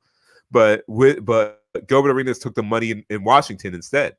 So they made a Gilbert Arenas rule where if you're a second round pick and your contract is up, you can still be a restricted free agent and the team can match that offer because they want to see a player as good as Gilbert Arenas, at least like the Warriors at are. that point in time. Exactly. Yeah. They want to see a player as good as Gilbert Arenas as just leaves to a different team after his first 2 years just because he's a second round pick. Yeah, that is really interesting. That's crazy. Well, I don't mind the rules. I don't even mind the protections on the picks because, like, yeah, if a team owner is gonna be mad if they happen to trade a first round pick that turns out to be a number 1 pick due to the lottery and it's going to the other team because they traded it. So I think protections are fine. I just think protections is what they need in the NFL. Yeah, that's what I'm saying. I just like how complicated the NBA is. Like, it's just so many weird intricacies when it comes to contracts and trades and things like that just NFL just doesn't have. You're either on the team or you're not. You're a restricted free agent, unrestricted free agent, no trade clause, or the what's the other? It's like another type of restricted free agent. I think it's the E1, the ERF, whatever. Like, that's basically as complicated as the NFL gets. The NBA takes that to a whole nother level in so many different ways. So it's more fun. Just player movement is just way more fun in the NBA than the NFL. Yeah, what it also does is entices more trades, I think. I think with the way the protections and everything, and like just the contracts, it entices more trades throughout the NBA than it does in the NFL. It allows every team to feel like they did a good job on their trade. Like, okay, it allows both parties to feel like, oh yeah, I did well. Oh, yeah, I did well. Oh, we got away with one. We got away with one.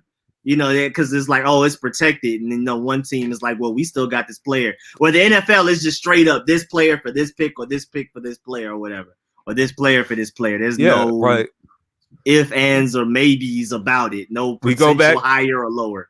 We go back to the Celtics and Nets trade where Celtics traded all their past their prime stars in Garnett, Pierce, and Jason Terry to the Nets.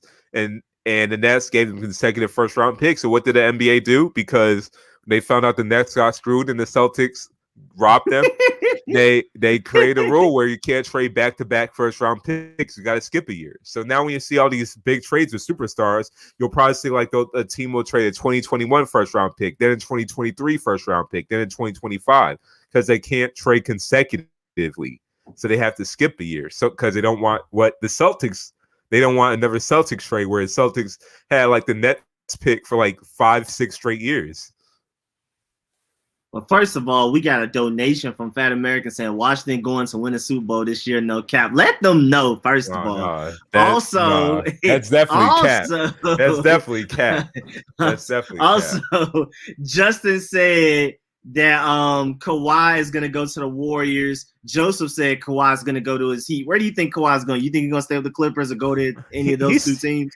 He's staying in LA. He's staying with the Clippers because honestly, they would have won. They would have been in the finals right now, being the Bucks, if he wasn't out. But then again, I'm really not sure because I'm still trying to figure out what he's injured with. What type of knee injury does he have? Like, why are the Clippers treating it like they're Bill Belichick and not disclosing an injury? Like, what does he have? Does he have a torn ACL or not? Like, we weren't even sure. So I'm not sure what's going on there. Know. Yeah, I think it's a torn ACL because I remember that report that said that Clippers fear that Kawhi tore his ACL, but then we hear nothing about that. Maybe Kawhi did not want that being spread out because he knows his contract is up.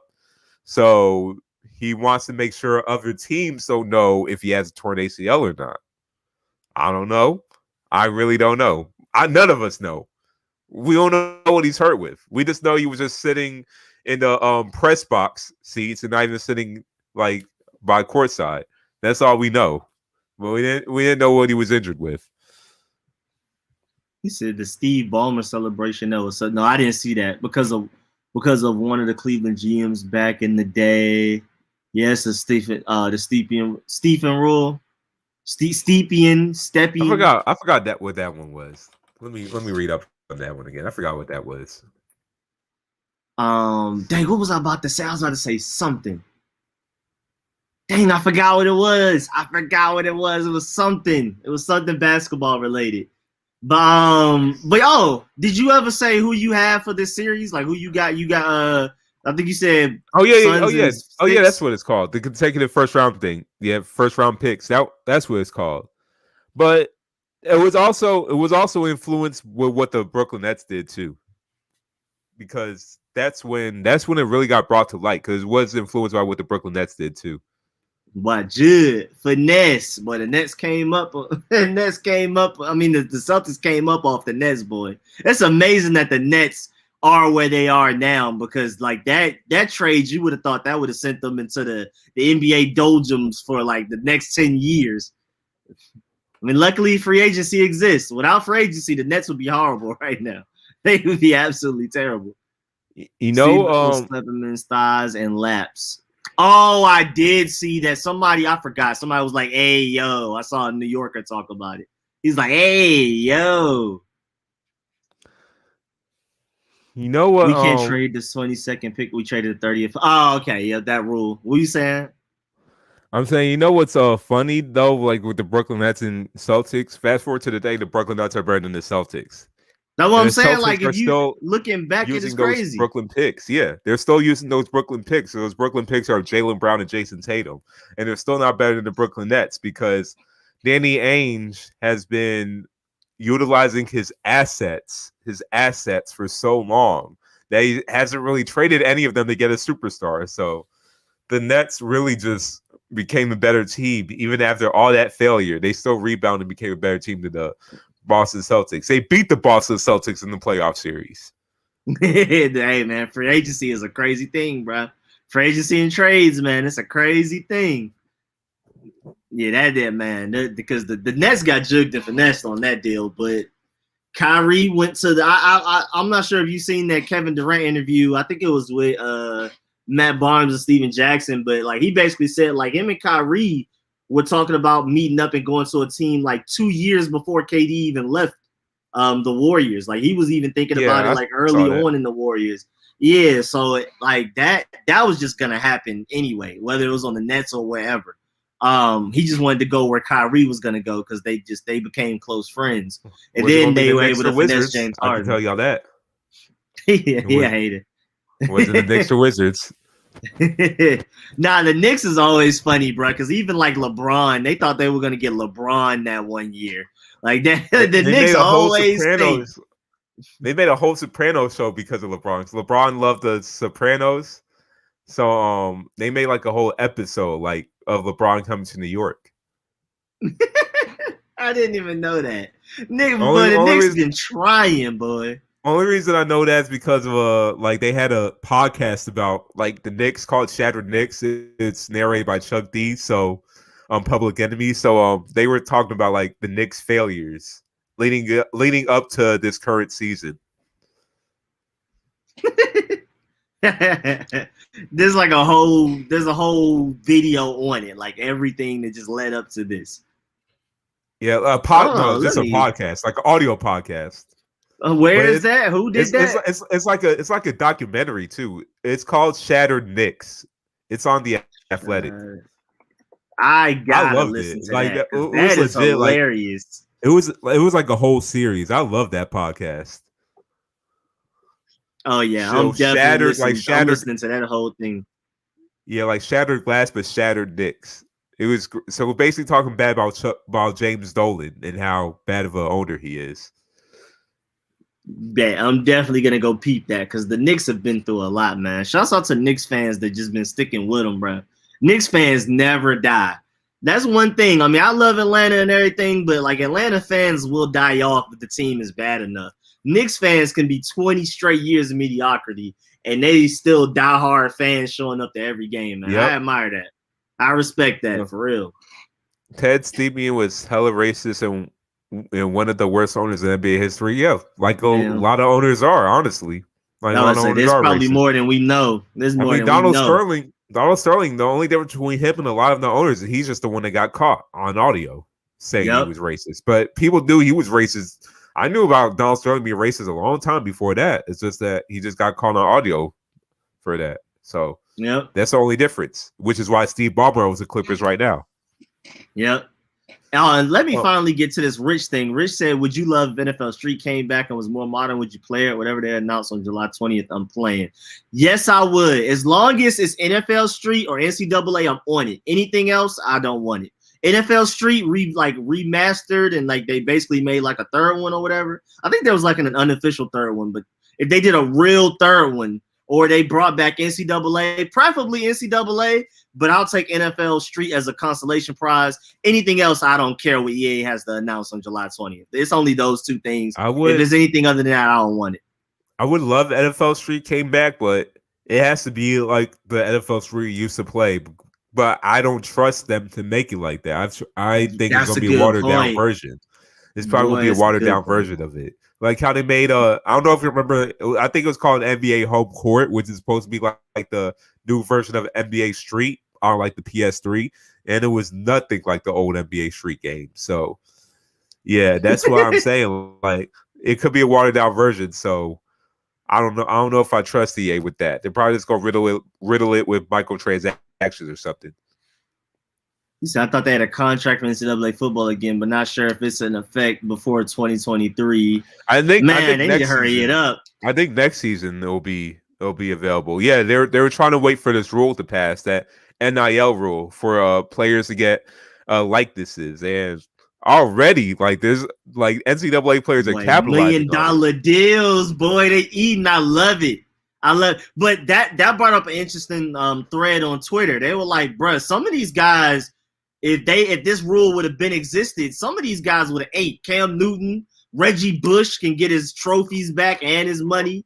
A lot of guys would have. Terrell Pryor, Maurice Terrell Pryor, Tim Tebow, Vince Young, Tim Tebow. Tim Tebow would have been crazy. He would have been richer in NCAA than in the NFL. He would have made more money in college than at the NFL. Oh my Lord, Tim Tebow would have been wild. Matt Leinart. Oh man, that's a lot of them, bro. Or even RG3. RG3 would have been eaten by the time he came out. Oh, RG3 definitely. Denard Robinson. Oh man, wobbly thrower. But he was, man, that man can run though. Yeah, I'll never forget that Michigan Notre Dame game. Oh my God, that was one of the funniest games I've ever watched in college football history, bro. That one comeback. Oh, I'll never forget it. Did you see this news of this 16-year-old basketball player getting like a $1 million contract to join? I think it's Oakland Ignite. I gotta see it again. 16-year-old $1 million contract. Well, I hate how the NCAA is so slick by saying, please go get paid for your own likeness, but won't give them a percentage of the money they earn all the schools. Of course not. Yeah, Rodney Ray. It's a mafia. They were just trying to give them the bare minimum. Of course not. So Jalen Lewis signs with Pro Basketball League Overtime Elite for a $1 million contract. He will forgo his final years of high school. Yeah, he will forgo his final years of high school. And what's his name again?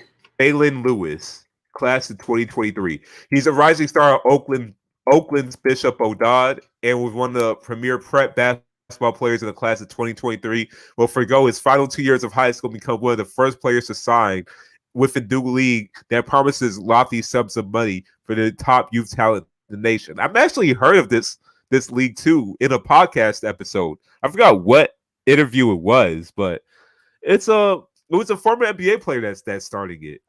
But like, yeah, I'm glad to see it already being put into fruition. $1 billion as a 16-year-old. That is crazy. So is Jalen Lewis that fire, bro? Like he that dude? He that next? Never really heard much of him, honestly. I haven't kept track of him, but hey, if he's getting paid $1 billion as a 16-year-old, gotta be something. You gotta be something. Yeah, they ain't just about to throw money out like that.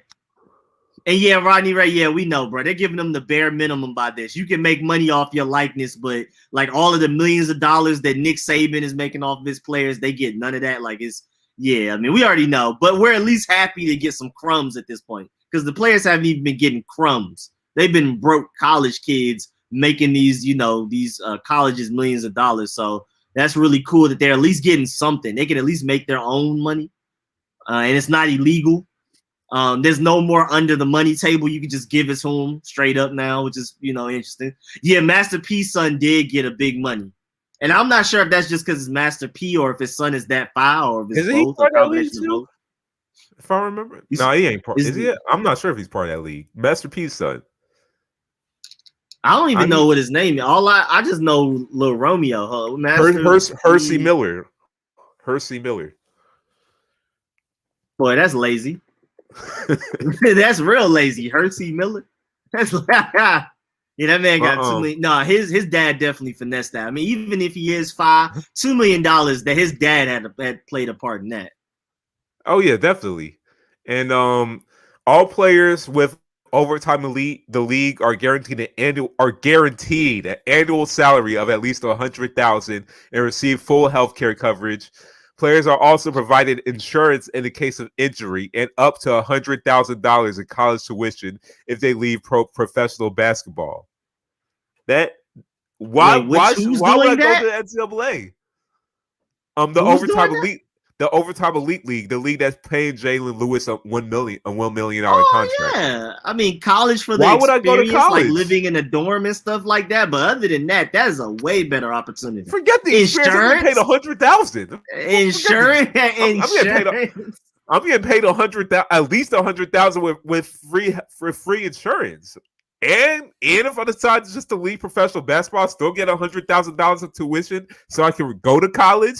Yeah, you get college your backup plan now. What? That is crazy. That's wild. That's a wild. This is why they're allowing likeness, because they're seeing leagues like this and they're getting scared. They're getting scared. They won't have any players. All the best players gonna go get paid right now rather than eating ramen noodles out here scoring 30 points per game in NCAA tournaments. It's called the Overtime Elite League. Overtime Elite. I'm gonna watch it if it's on. I'm about to say, I'm gonna support that. With these contracts, it has to be on TV. It has to be on TV with these contracts, so I'm going to watch it. We gotta support that so that players can, so just kind of like how we've spoken about how 2K is never going to get better if NBA Live doesn't get better. Madden's not going to get better unless there's competition where they don't have a monopoly over it and somebody's forcing them to do their best. Because at the end of the day, Madden can put out complete trash, but like what other football game are you going to play with the updated rosters and all of that? So that's why we need a league like this to challenge the NCAA so that the NCAA can give more back to the players instead of just doing the bare minimum. Yeah, definitely. I gotta support this. And I'm also reading on this Hersey Miller multi-million-dollar deal. It's definitely because of his dad. His son is better than Lil Romeo. I know that. Oh, but that's not hard to do. If his son was a top basketball player, I would have heard of him for being a top basketball player, but I've heard of him for being Master P's son.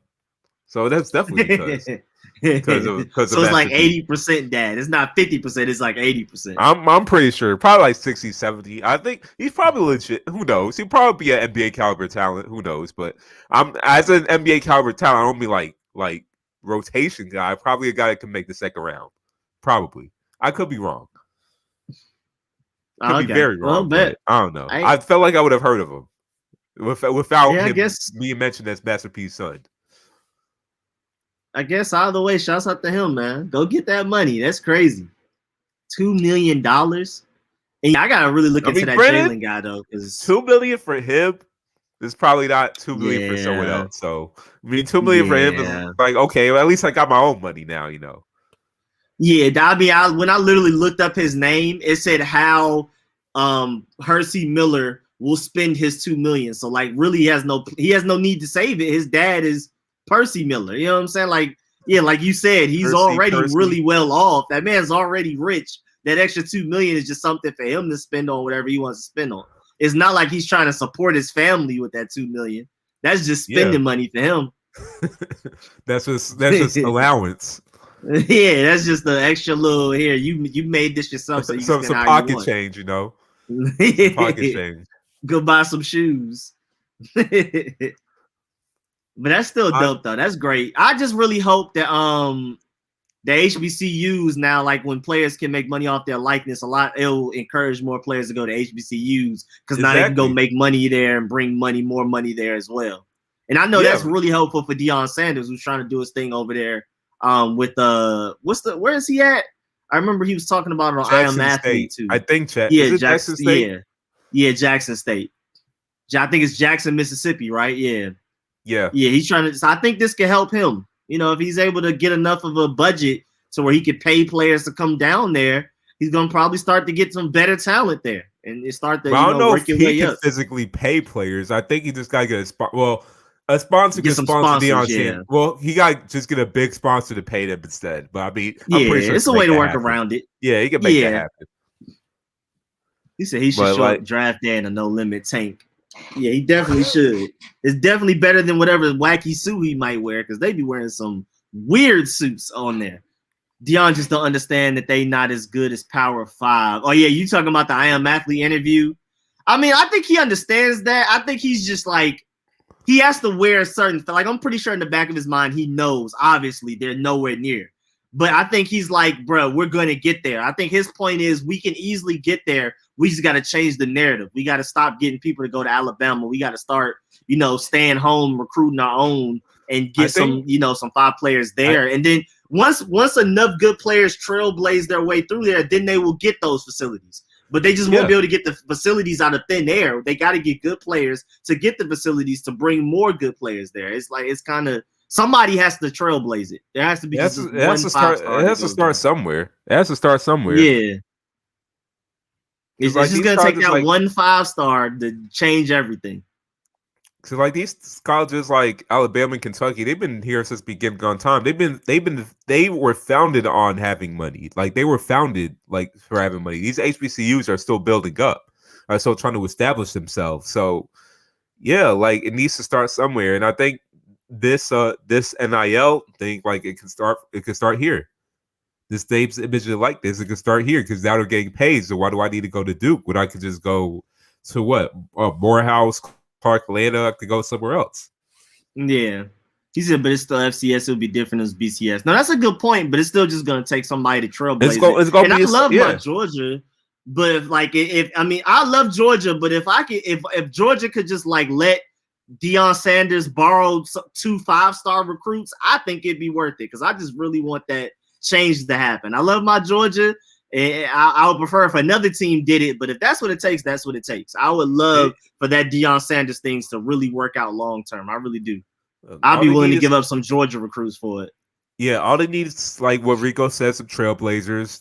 They'll get if they get the big recruits, then the TV deals will come. When the TV deals come, that's when they'll have more money for their conferences. And when they have more money for their conferences, they'll have more money for their facilities. So like it just needs to start somewhere. Yep. And then maybe they can upgrade to the BCS once they, get enough of a reputation, put together some wins, dominate at their level. They dominate at their level. Maybe they can make a case to move up. Yeah.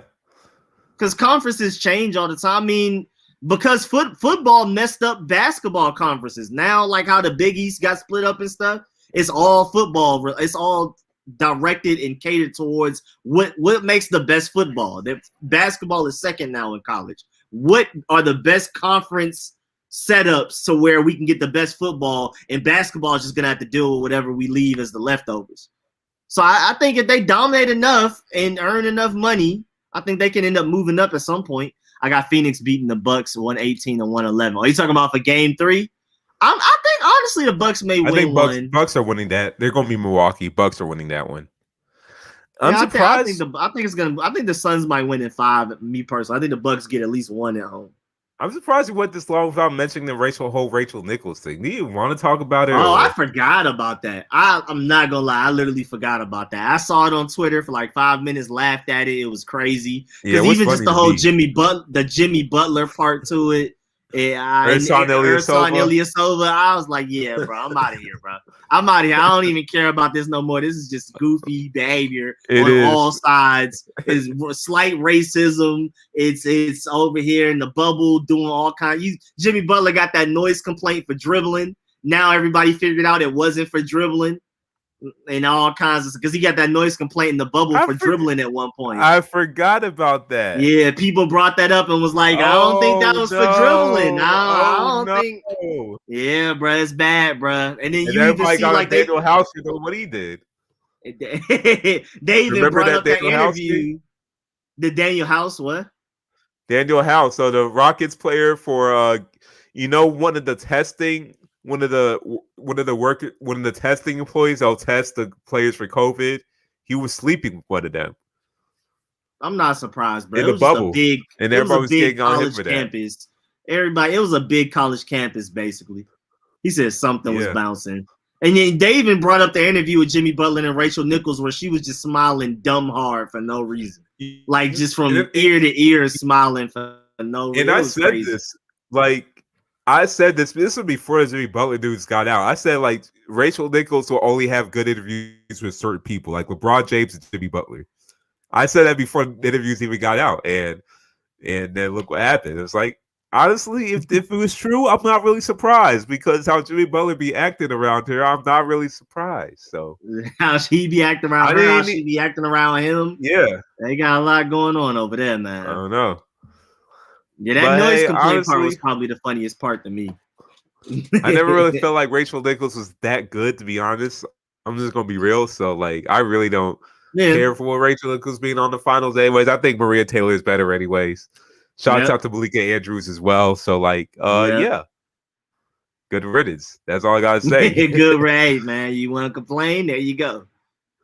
But did you see Steven Jackson though? Did you see Steven Jackson and his rant? Oh yeah, man. Boy. I don't know where he's at right now. I'm so glad Steven Jackson is not from Atlanta, bro. Because Texas got to deal with him, bro. Y'all got to talk to y'all boy, man. Bro, he has some moments where I like him, and then there's a lot of moments where he's tripping. He's been tripping a lot with a lot of viewpoints on certain things, especially like racial. I'm just trying to say, like, what is he? He's saying that he turned Muslim, so he's saying that he's found peace now. He's not that man anymore. But then all of a sudden he comes, and then another day he'll just berate people and say that you didn't put the work in, that you didn't do this, you didn't do that. Like, what are you? Like, what were you trying to be? Like, you what trying he to say is afraid of Kwame Brown. That's what he is, afraid of Kwame Brown. You're afraid of his mama's son. You're afraid of his mama's son. They don't want that smoke, man, for real. The thing is with Steven Jackson too, you trying to say that like we're over here criticizing Rachel Nichols and because we are the ones that are living like normal lives because we didn't put the work in this and blah blah blah. But like, bro, you 6'8", and you a talented basketball player. But I remember when you were on the Spurs, you were always acting out. Like you were getting suspended, you were getting in trouble by Pop. He wanted you off the team. He kept getting kicked around and bounced off to different teams. What happened on Madison at the Palace got bounced off from there. He was talking about like you didn't put the work and everything. Like, bro, you had all this talent, but the only reason why you're still in the NBA because you were 6'8" and talented. Because if you didn't have that talent, you will be out the NBA. So you were throwing your opportunities too. You were taking your opportunities for granted too, but you over here acting like a hypocrite. Like, I didn't like what he said. I'm like, bro, we can look at your career, man. We can look at your career. We can bring up the receipts. And speaking of Steven Jackson, did you see the Taylor Rooks? All the smoke, bro. That was the most focused I've ever seen him. Like, that was the least talking he's ever done. That was the most forced laughing he's ever done. Like, is it a recent episode? It was really funny. Like, I don't know. It was randomly on my YouTube feed and I watched it, and like all of the comments noticed it too. Like all of the top comments was like, "I've never seen Steven Jackson act like this." So like he was like focused. Boy, he must love Taylor Rooks or whatever. And shouts out Taylor Rooks because she wear Atlanta. She take Atlanta everywhere she go, just like Anthony Edwards, man. I mean, she's Taylor Rooks. She's Taylor Rooks. I don't blame him, but like he probably wasn't smoking. I don't know. He probably wasn't smoking that time. Because I was But like, they said he was not playing. He was on his best behavior for Taylor Rooks. The theme is they're always high on that show, right? So maybe he just wasn't smoking at the time. He was just like, oh no, this is Taylor Rooks. I ain't gonna be high. Taylor Rooks, yeah, Taylor Rooks coming up here. I gotta be on my P's and Q's. I'm gonna watch that one then. I actually stopped watching all the comments. I actually stopped watching all the smoke just because like how I'm not Stephen A. Smith, but Steven Jackson been acting lately. So it's like, man, I don't know if I want to. Yeah, me too. I don't know if I want to give him the time anymore. But hey, I'll watch really that listen one. to him that much before, but then after that, it was like, oh yeah, I'm really not about to be on here like that. I started to with the Gilbert Arenas one that piqued my interest, but then after just like all the recent comments and everything, like it wasn't even the Kwame Brown thing. This is how he was acting like in response to that, and then this. It's just weird, man. Yeah, I thought he was a real one, but I don't know, bro. He having some questionable moments. He's making Kwame Brown look right, like you said. He's making Kwame Brown look real right lately, man. But that Taylor Rooks episode is really funny. But you know me, man. I'm listening to 85 South and $1 Million Worth of Game and stuff. So I tried to give all the smoke a chance, and then like you said, all of the stuff that's been going on, I fell right back off with it. But then I had to pull up for the Taylor Rooks one. Anytime anybody from Atlanta's doing anything, I got to. So I had to pull up that one, and that it's kind of funny, bro, because like again, all of the top comments are just talking about how different he's acting from any other interview ever. Granted, I haven't seen a lot of interviews, so I wouldn't know, but it was pretty funny watching. When he said more focus, I could tell, I could get what you were saying, because like some of the interviews you just could see like he was just high and everything, that he wasn't like completely focused. So I could see what you're saying, that like, oh, now he was actually paying attention to the interview. Bro, it was like, even one time he laughed harder than the joke actually was. Like the joke wasn't even that funny, and he did like this loud laugh. Like, boy, he loves some Taylor Rooks, boy. It was it's some loud, forced laugh. I need to watch it. Talking to Metta World Peace, even though he's an unlikable player, he's a likable person. So like, Steven Jackson does not come off as likable. So Metta World Peace, I wouldn't think Metta World Peace would take Rachel Nichols' side on the Maria Taylor situation. I don't. He actually took Kwame Brown's side, and he actually took Kwame Brown's side when Kwame Brown was talking back to Steven Jackson, because I think Metta World Peace is closer to Kwame Brown than Steven Jackson, as far as like crazy and always ready to fight and just like. Metta World Peace was Steven Jackson's teammate. They cool teammate as well. So he knows Metta World Peace is gonna keep it at that while. He from the same place as Nas and Mobb Deep and J. Cole. I mean, not J. Cole. Dave East, my fault. He from the same from Queens. But from Queensbridge. I'm not sure. They could be cool now, but I remember there was one time where Metta World Peace and Steven Jackson were beefing because Metta World Peace didn't like how Steven Jackson was acting. Well, he felt like Steven Jackson threw him under the bus for Malice at the Palace, that putting the blame on him, putting the blame on Metta World Peace. So I think that's what it was. Yeah, I wouldn't be surprised, man. Yeah, so I think so they were beefing between them two during the NBA. I'm not surprised at all. Yeah, so Metta World Peace a real one. I wouldn't compare him to Steven Jackson. I think he would take the side of Maria Taylor over Rachel Nichols, unlike Steven Jackson. And he's also a fellow alumni. We can't forget St. John's alumni. We got. I actually. Metta World Peace follows me on LinkedIn, right? He's a connection really on LinkedIn. That's so random. Okay. We need to see. Get that man up. Need to see. Hey man, all you got to do is bring up Mobb Deep and Nas. You might get to a soft spot. Just bring up Queensbridge. Yeah, I used to be at Queensbridge all the time. Hey, I like Nas. I like listen. I like Mobb Deep. You know what I'm saying? Like I think Nas won that beef between him and Jay-Z. You know what I'm saying? Definitely. Ether. Rock with us on the podcast. You know what I'm saying? I was inspired by Ether. Yeah, man, changed my life. I actually been to Queensbridge, like the reason I went to St. John's was because of Queensbridge. Actually, that was actually kind of the reason. I'm not even lying. Why? Because how was the connection? because I love Nas. I love Nas as a rapper. Oh, So okay. like just the fact that I'm like in Queens, right by Queensbridge, I always wanted to see what Queensbridge looked like. Seeing Queensbridge on the F train subway, I was just like, wow, that's really Queensbridge. So like, They only yeah, like I 7, mean, 8 stops away. I'm saying, yeah. How is Queensbridge right now? Like, is it still a I hood or think it's not? still. I mean, New York, is vanilla in general, but I think Queensbridge is still Queensbridge, kind of. It's not Nas or Mobb Deep Queensbridge, but it's still, it's still the projects. It's not shootouts every day. I don't think like Atlanta, but it's still like the projects. What do y'all think about the iCarly reboot? I never really watched iCarly, so I don't know.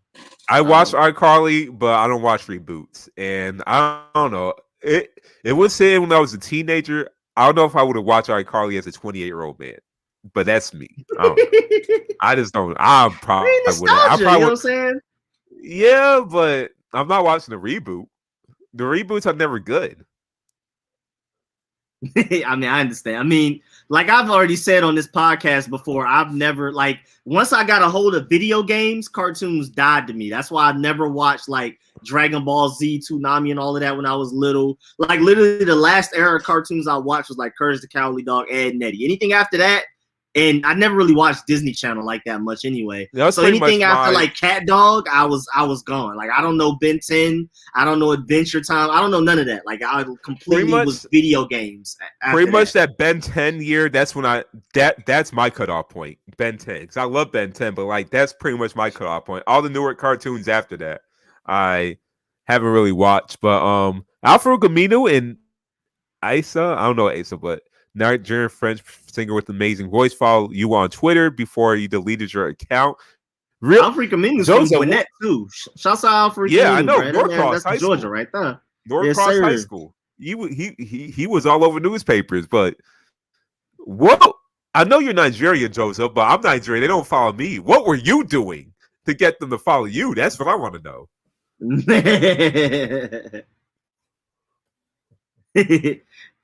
He said, Rico, did you hear about Aaron Rodgers meeting Ron tomorrow morning? I hate him. I know that's a troll. Yeah, I was just watching a Queensbridge vlog the other day. Dude was just walking around the building. He lived there because y'all too old. I mean, it's not even too old. I just before I was even 10 years old, I stopped watching. Oh, yeah, I stopped watching cartoons at like 8.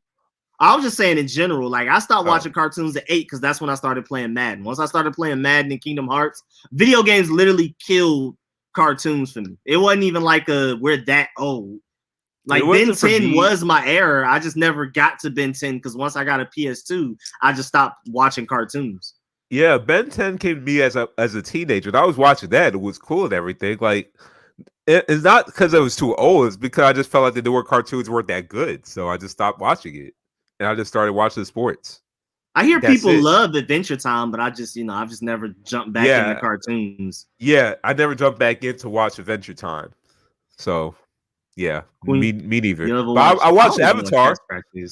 I watched Avatar. Yeah, I missed Avatar. I've never seen an episode of Avatar, but people love it. You got Netflix? Yeah, but I mean, I have so much anime. What are you waiting for? Is it that good? Is Avatar really that good? Avatar is better than. It's just American anime. That's essentially Avatar. It's just an anime made by Americans. It's better than all of that. Avatar for me is the best animated show I've watched. And I'm not just talking about Avatar: Last Airbender. I'm talking about Korra as well. Both of them. I'm saying, like, bro, what are you waiting for?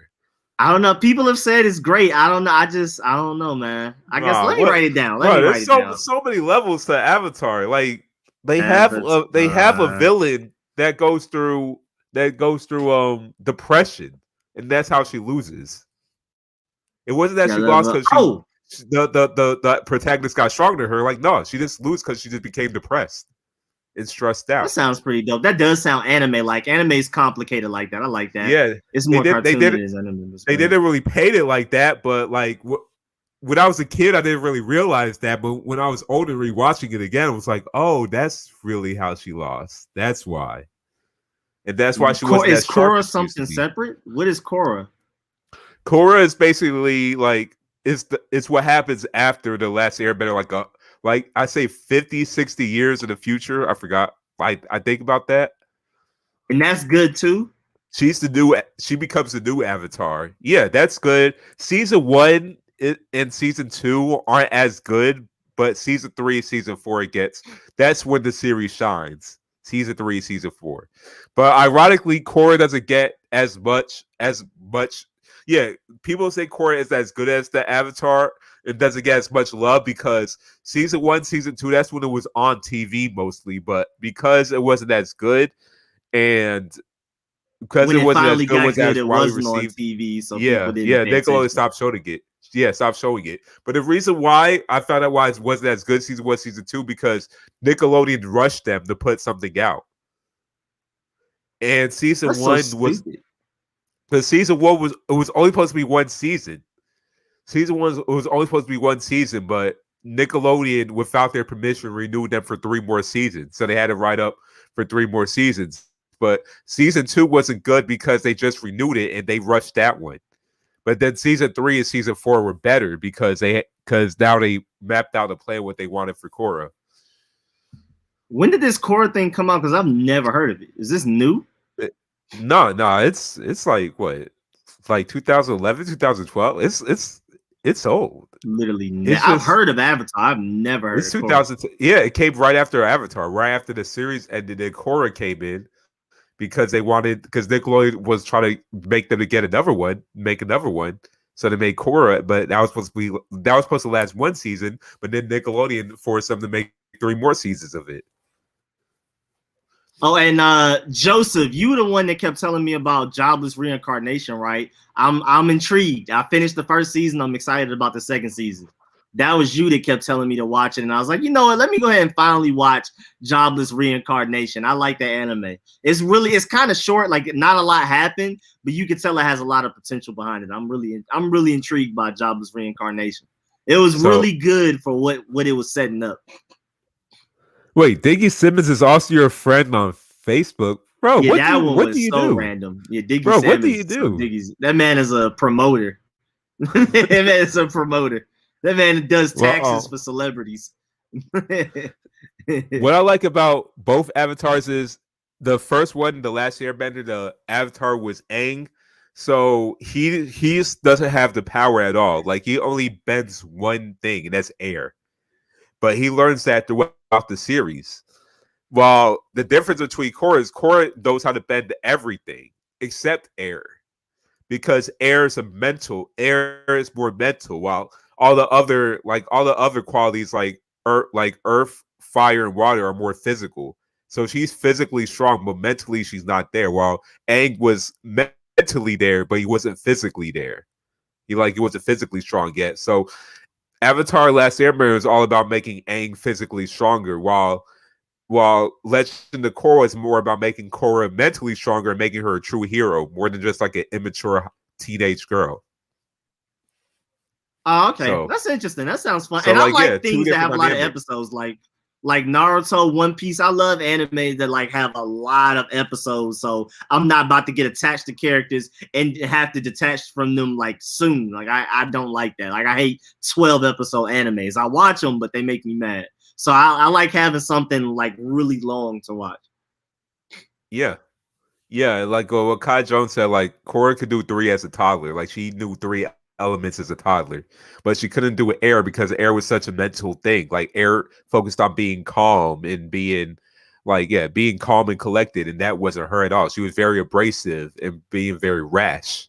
So like by season 1, Korra, she was just all like she wasn't mature, but by season 4, she's so calm, collected, and she was a true hero more than just doing things for herself. She was doing things for others. So I like how they had that dynamic. While Aang, his problem was physical, while Korra, her problem was mental. That's dope. So each other discover each other's strengths. Yeah. It's 50 episodes. Wait, Avatar is 50 episodes total? That's not a lot, but hey, that's still pretty good. I'm having fun. It felt like it's definitely, it has to be more than that. No, it's more than that. Because I'm on One Piece. I'm on episode 600 and something. I still got 300 more to go. It's 30-minute shows. It's 30-minute shows, but it feels like it goes by longer. It's more than that. It has to be more than that. What's the code? He said mindless behavior. You Okay. you were That's like really friends with interesting. Prodigy. So From random. mindless behavior. I was already talking about Prodigy from Mobb Deep. I was like, oh, I was what? gonna say that is really random. And I wanted to answer Rich's question too. Yeah, I'll play Gang Beast. I'm not playing UFC. I don't like fighting games. Only fighting game I like is Tekken. So I like fighting I'll games. definitely hop on Gang Beast though. That looks like it's gonna be really funny to play, especially with our party chat. I like fighting games, so I'll play it. But I don't have the Xbox. Yeah, we gotta get Shay an Xbox just for the purpose of Honestly, playing in our party though, chat. I've never been closer to getting an Xbox since now because it's so hard getting a PS5, and I'm tired of it. So, but I still want my exclusives. I still want to play Horizon. I want to play God of War. I still want to play my exclusives, but I've never been so close to getting an Xbox till now. Because I know how to get an Xbox. I even know how to get it for cheaper too, but I still want to get a PS5. I mean, I can sell you a PlayStation 5 if you want it. How much? I mean, I've been trying to do like 800, but I get it to you for 6. That's actually not that bad of a deal as I thought you were going to say, but I mean, Yeah, because at this point, I don't plan on playing it. And then if I know you, I'm gonna give it to you cheaper than I'll just give a stranger. So yeah, I thought you were going to say 700 or something, but I mean, nah, 6. I'm not even that petty no more. That's good. I still would rather wait for retail price. There's still not any games coming out, so I'll just wait. And besides, I feel like I've been hearing that people are having some problems with the PS5, especially with how big it is too. I actually seen how big it is in person because I went to a Target which they had it in display. And I didn't know it was that huge. Like, my goodness. But apparently they said by the time they'll have more units is what it'll make. You know how they make like a slimmer version of PlayStation like 3 years on or something? They're probably gonna make that one soon, so I'm just gonna wait for that one. Might as well, since it's already been like what, a year, and I still didn't get one, so might as well just wait for the slimmer version to come out if I can't get the regular one at retail price. I had that little slimmer PlayStation 2 too. I like that better. It was nice. Yeah, they usually have more space. They usually run better, so I guess might as well just wait for that. Oh yeah, in terms of specs, the Series X is better than PS5, but PS5 got better games, and I'm just here for the games. So, yep, their games are literally one of my favorite. Their exclusives are my favorite games of all time. So, like, I can't just go to an Xbox. My favorite games of all time are exclusives on the PlayStation. Crash is one of my favorite games of all time. God of War is one of my favorite games of all time. Ghost of Tsushima, I love. God of War is one of my favorite games of all time. Like we played that. Me and Mo played that like through childhood, and like yeah, Mo has a PS5, but like yeah, he said it's big, but if it's his desktop standing up. I wish I pre-ordered it, but I was being cheap. But like whatever, I think I'll just wait. Joseph said Ratchet and Clank. He said Sony has always had better games, especially Ratchet if it's big and in the Clank? Japanese culture. Exactly. Yeah, one thing I am jealous about PlayStation, because you know me, I'm multiplayer experience and I'm Halo. That's why I've always been Xbox. But I would love to play Persona 5. That's one game like I would pay an extra $10 to transfer that from PlayStation to Xbox. I would play Persona 5. I played a little bit of it too. I played a little bit of it as well, but I just rented that game.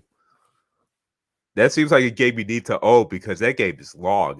You can do multiple playthroughs and stuff, man. I would love to do Persona 5, man. I would play that on Xbox. When nobody's online, that would be the game I'd be playing while I'm waiting for everybody to get online. Yeah, I had Persona 5 Strikers. Nah, I gotta get on it. I gotta get up. Sly and Spyro. Oh man, I used to love Spyro as a kid, man. Oh, Spyro I played too, the mess out of Spyro. I played the mess out of Spyro. Never been interested in a PlayStation in school. I used to love Spyro when I was little, bro. It was Crash, Spyro, huh? Oh no, you can keep going. I'm about to say, if you're a person that loves multiplayer, then Xbox is the way to go. But like, if you're this person that don't care about multiplayer, like I don't really care about multiplayer, then like PlayStation is the way to go. Before PlayStation 5 came out, but now I'm working through a big backlog. Okay, that man over there, man. I haven't even touched Persona 5. I've just seen people play it, but I haven't even played one walkthrough myself yet. But I really want to, though. I super want to.